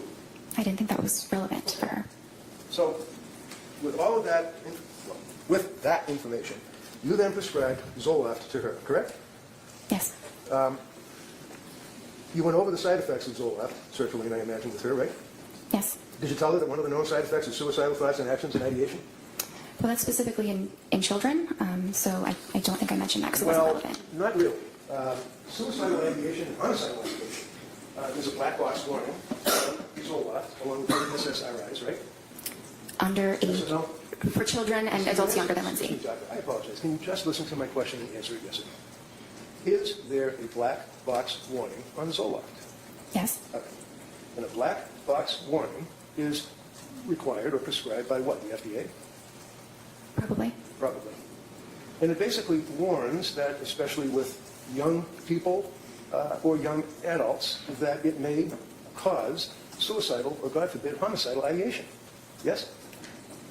Yes. And you're aware that, in fact, the FDA has determined that that goes up possibly to a 23, 24, 25-year-old. You know that, right? I think 24 is what they Yeah, say. I'll give you 24. It's possible, is it not, that the SSRIs that get into a person's brain affect a person that's 3 or 4 years older than the FDA cutoff with suicidal ideation or homicidal ideation? It's possible? There's a lot of development that happens in the brain between ages like up to 24 and closer to 30. The brain is fully matured at past age 24, and so it's less vulnerable than in a younger individual. So with 24, you're suggesting as a cutoff, are you suggesting to the jury that a drug that increases the risk of suicide in a 24-year-old patient cannot increase the risk of suicide in a 29 or 30-year-old patient? Just a little bit. I don't believe there's evidence that it causes that at all in individuals over 24. So, as a psychiatrist who had the ability to issue these types of medications to patients and citizens, what research did you do on Zoloft and suicidal ideation, homicidal ideation? I was taught extensively about SSRIs and suicidal ideation in my training. Vermont, right? In Vermont, in Boston, yes. Okay, so in Vermont was when you get your medical degree, right? Yes. And in Boston would be when you were a resident, right? Yes. And then you had board certification on general psychiatry, right? Yes. You can have a certification on subspecialty, right? There are certain subspecialties, yes. Right, and some of the subspecialties deal with postpartum or women that are pregnant and have babies and have psychiatric symptomology. There's no board certification for perinatal or reproductive psychiatry. Well, there are plenty of classes that are recognized as, for example, at Harvard Medical School, there's an annual class or symposium, if you will, for postpartum. Have you ever been to that? No, sir. What have you done to research or to improve your education? I understand you went to med school and that you were a resident. What programs, continuing education, symposiums have you attended since you got the ability to prescribe these medicines to people? I have not attended a symposium. Have you attended anything? I have not, but I have done a lot of reading on my own, of research and guidelines about this area in psychiatry. Did you tell Lindsay when you were going? Because one of the things that you guys wrote. What have you done to research this? Bitch, you talking about our age, bitch. We know this world ain't perfect, you stupid. Dumb bitch alert. You think that jury looking at you nicely right now? They looking at a dumb, stupid bitch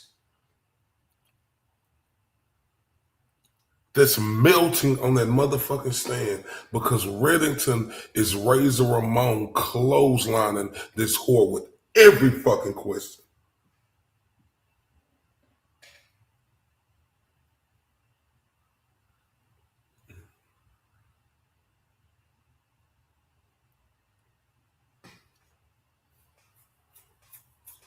Oh, Missy Jessie just did something else. Hold up, y'all. Missy Jessie said, direct quote from that space is me. I told you, fat tool from my whole chest. Jolene played spitting truth, not sorry. Oh boy, that shit was so funny. Not sorry. Yeah, you should be. Man, Jolene, the truth though, man. Now, hold up, you the truth though too, cause I appreciate you. And let me tell you what real quick, and we'll get back to this dumb bitch.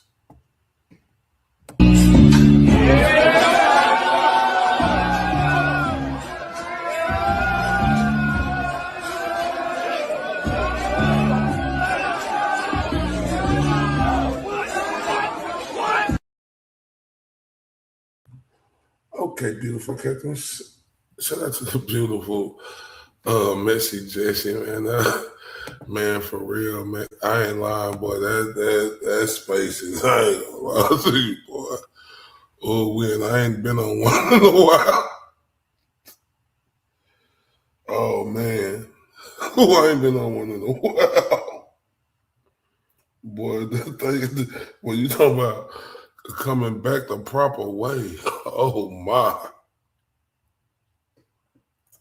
So, what this dumb bitch is showing us right now, he say, I understand your dumb ass went to like whoop-de-whoop this college and that college, but what have your dumb ass did to research since you've been in this field, you 101 Dalmatian looking bitch? He said, there's programs. You can take the stay sharp.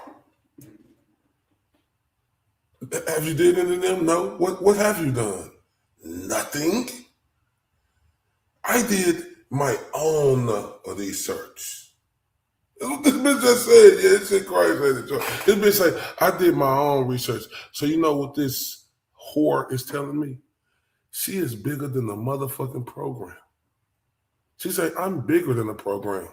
I'm God to the psychiatrist out there. I don't need to attend anything. I'm bigger than the program.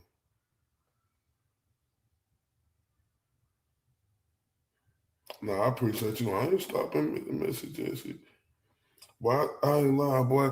Cause like for real talk, I didn't I said, boy, I've been seeing, I've been hearing about you because, boy, your name was on fire. It was going around. Boy, everybody was talking about you. So I just got excited when I seen you in the chat that day. Yeah, she thinks her shit don't stink, don't she, beautiful classic?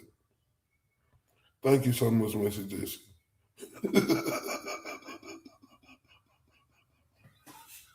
Exactly. Nobody's favorite. This bitch think her shit don't stink. This bitch, the roses real, think her shit smell like roses. But what he said, the roses really smell like boo. Your roses really smell like boo. This dumbass bitch. And it all go back to this, ladies and gentlemen. This case means everything, a lot on the line for this incompetent, illiterate, I'll do anything for the money, dumb bitch. This bitch put out, this ad. She said, because, she said it was an interest of hers. She's not an expert.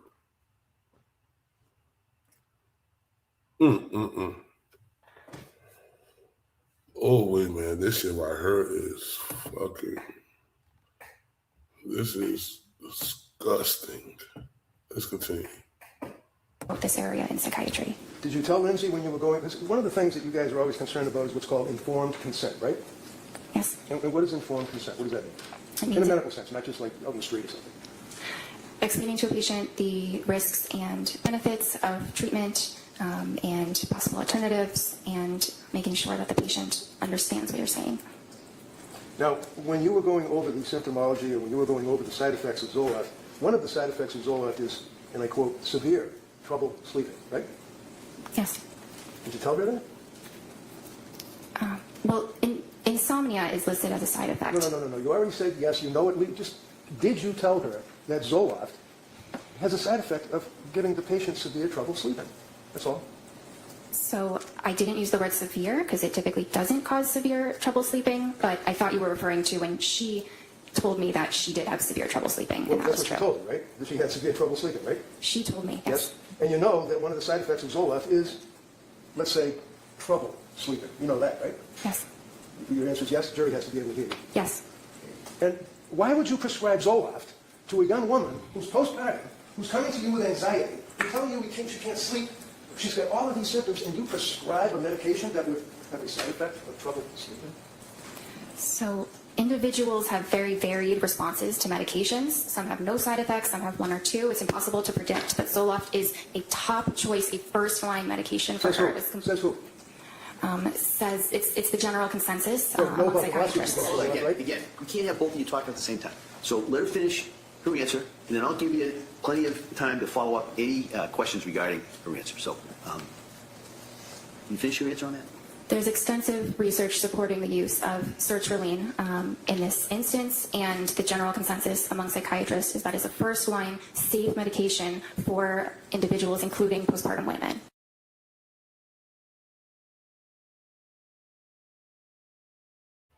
Now I need to know, was that it? Was she done? Because that's all I seen. Did they break for today? Because that's all I seen. Somebody let me know. Did they break for today or something?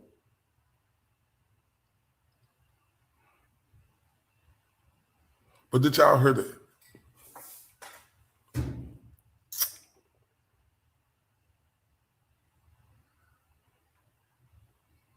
Yeah. Like Jordan said. Catherine said that she said makes you wonder why she went into the medical field to Jordan Brady. Yeah. This is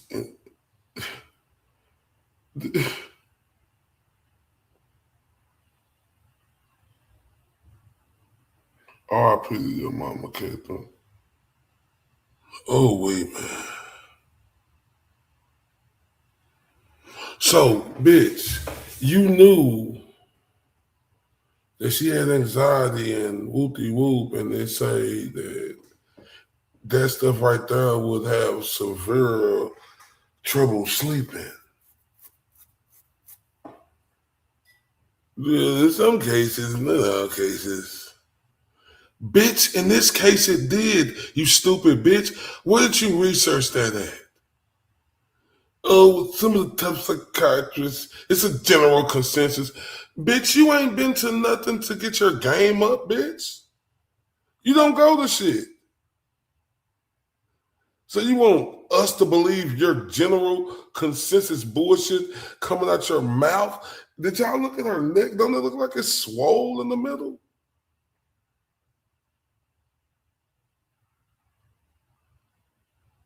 The general, bitch, you said you ain't even done nothing since you got out of college to keep up on on research and shit.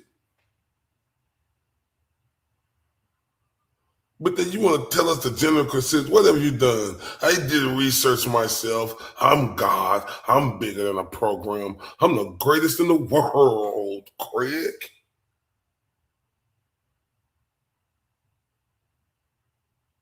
And if you knew this, don't it say that on there? He said, say it to the jury so they could hear you. The neck just, the middle of that motherfucker seemed like it just popped out.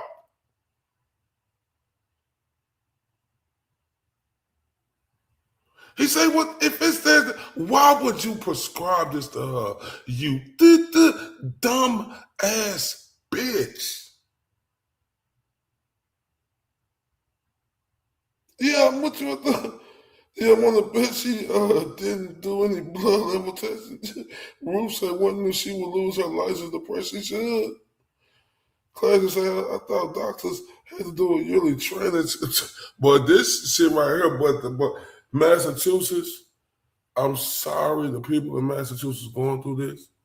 But this has been a blessing in disguise. It's been a nightmare. But this has been a blessing in disguise for a lot of people around the world, and around the states to across the pond, right? To wake us the fuck up.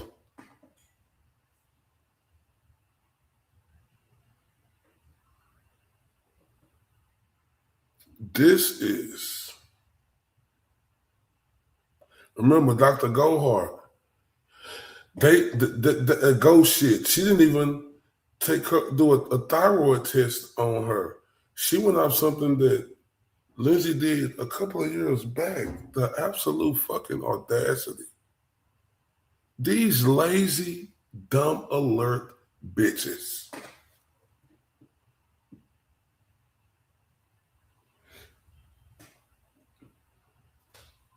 But it's crazy, y'all.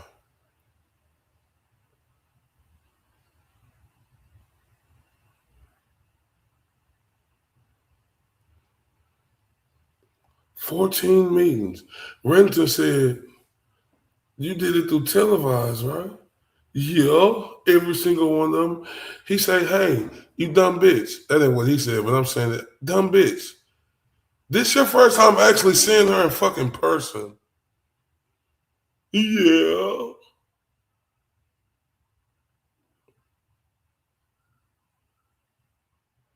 Yes. She was the primary one treating her the beautiful Ruth. 4 months through a fucking computer.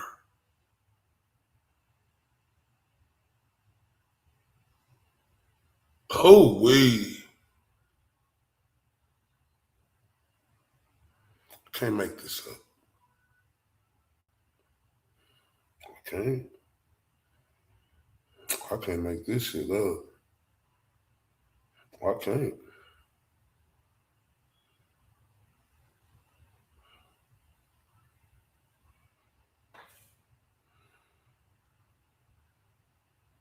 But this is a blessing. I hate what's happening. But this is a wake-up call for us, y'all.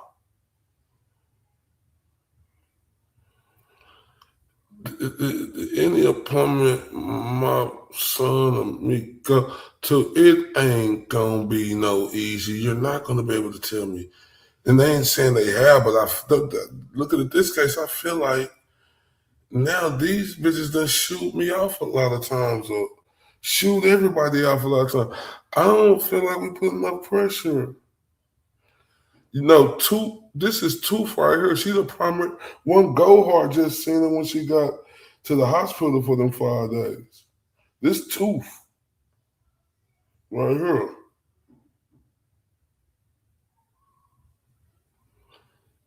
Damn. This shit right here make you think long and hard.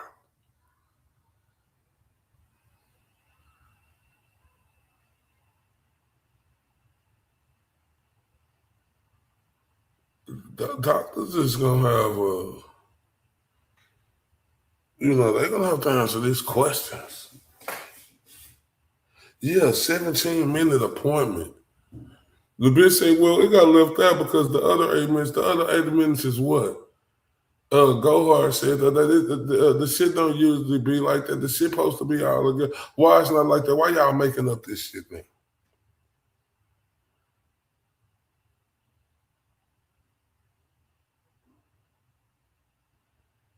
Oh, wait.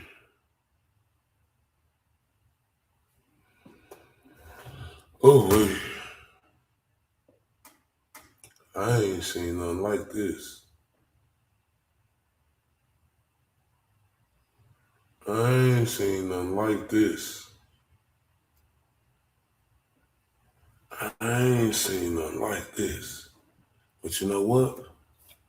Me seeing this, it give me a clearer idea, even though I already know how it is. But this shit bring me in a mix of what Richard Allen went through with that dumbass bitch Waller.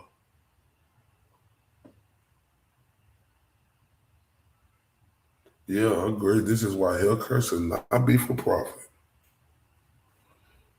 Oh, wait, man. Mm.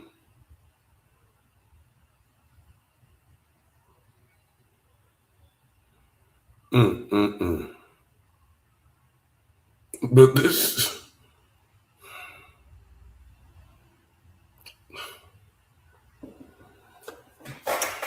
they the reasons.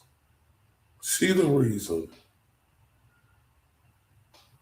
She the Zella, it don't usually happen, bitch. It happened. You shaking your head like it don't usually happen. That's why I ain't prescribed it to her. You dumb, stupid bitch. That bitch right there, they is the problem. They did this. The kid's supposed to still be here, y'all.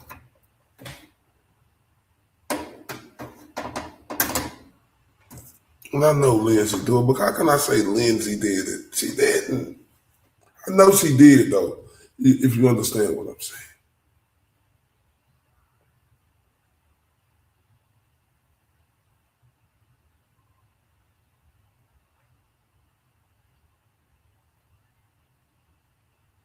Everybody. Man. I'm not saying we ain't woke, but let's wake up. This right here show us where we shouldn't be incompetent about nothing, not a titi Nathaniel going forward. This right here should wake us up to go harder and not let no bullshit get said to us.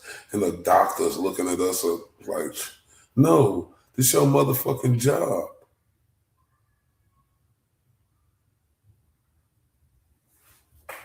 Yeah, Lindsay should have been treated as a patient. Now, I want to take a quick break. I need to give me some water. Y'all know I'm going to play my favorite song in the world. Pretty Kooky Blue Curtains. And I forgot to say this. If y'all want to support the channel, y'all see the cash up at the top. Be right back in a couple of minutes.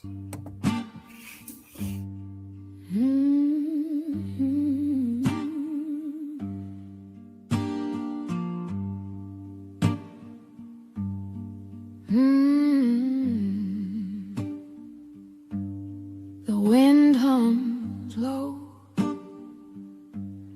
a hollow refrain through cracked window panes.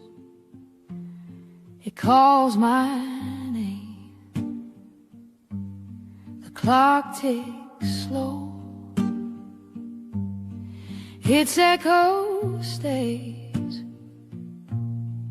Each moment drags, then slips away.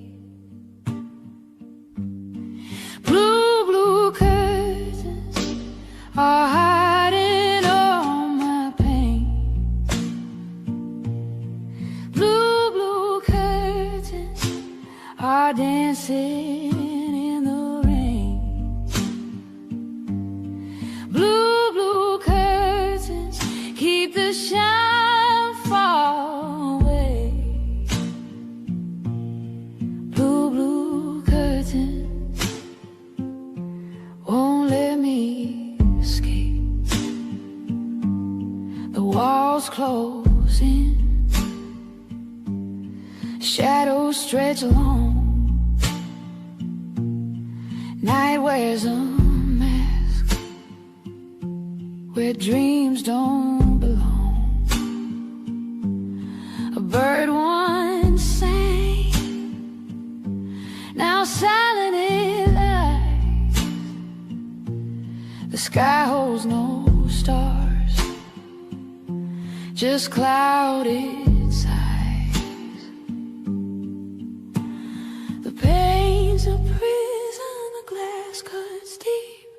Eyes wide open, yet I can't sleep. Blue curtains are hiding all my pain. Blue curtains are dancing in the Or dancing in the Blue, blue curtains keep the shine far away. Blue, blue curtains won't let me escape. Oh, if I could tear them down, let the light pour through. But they like chains stitched with sorrow's hue. Every fold whispers secrets I can't erase. Every thread pulls tighter, leaving no space. Oh my God. Good night, beautiful Jordan. Hope you feel better. Praying for you, sweetheart. That song right there is just the best.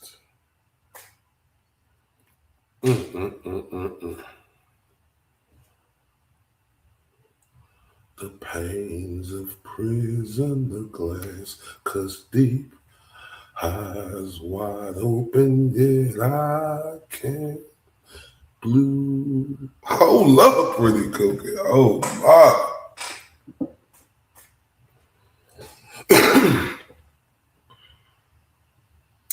Now,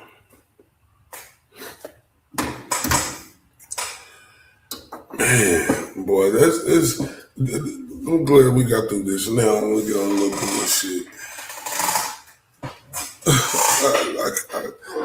I truly can't wait to just go over that. But I think we'll go over that tomorrow, so I ain't gonna get on this. Hope everybody have a good night. Love you all. See y'all soon.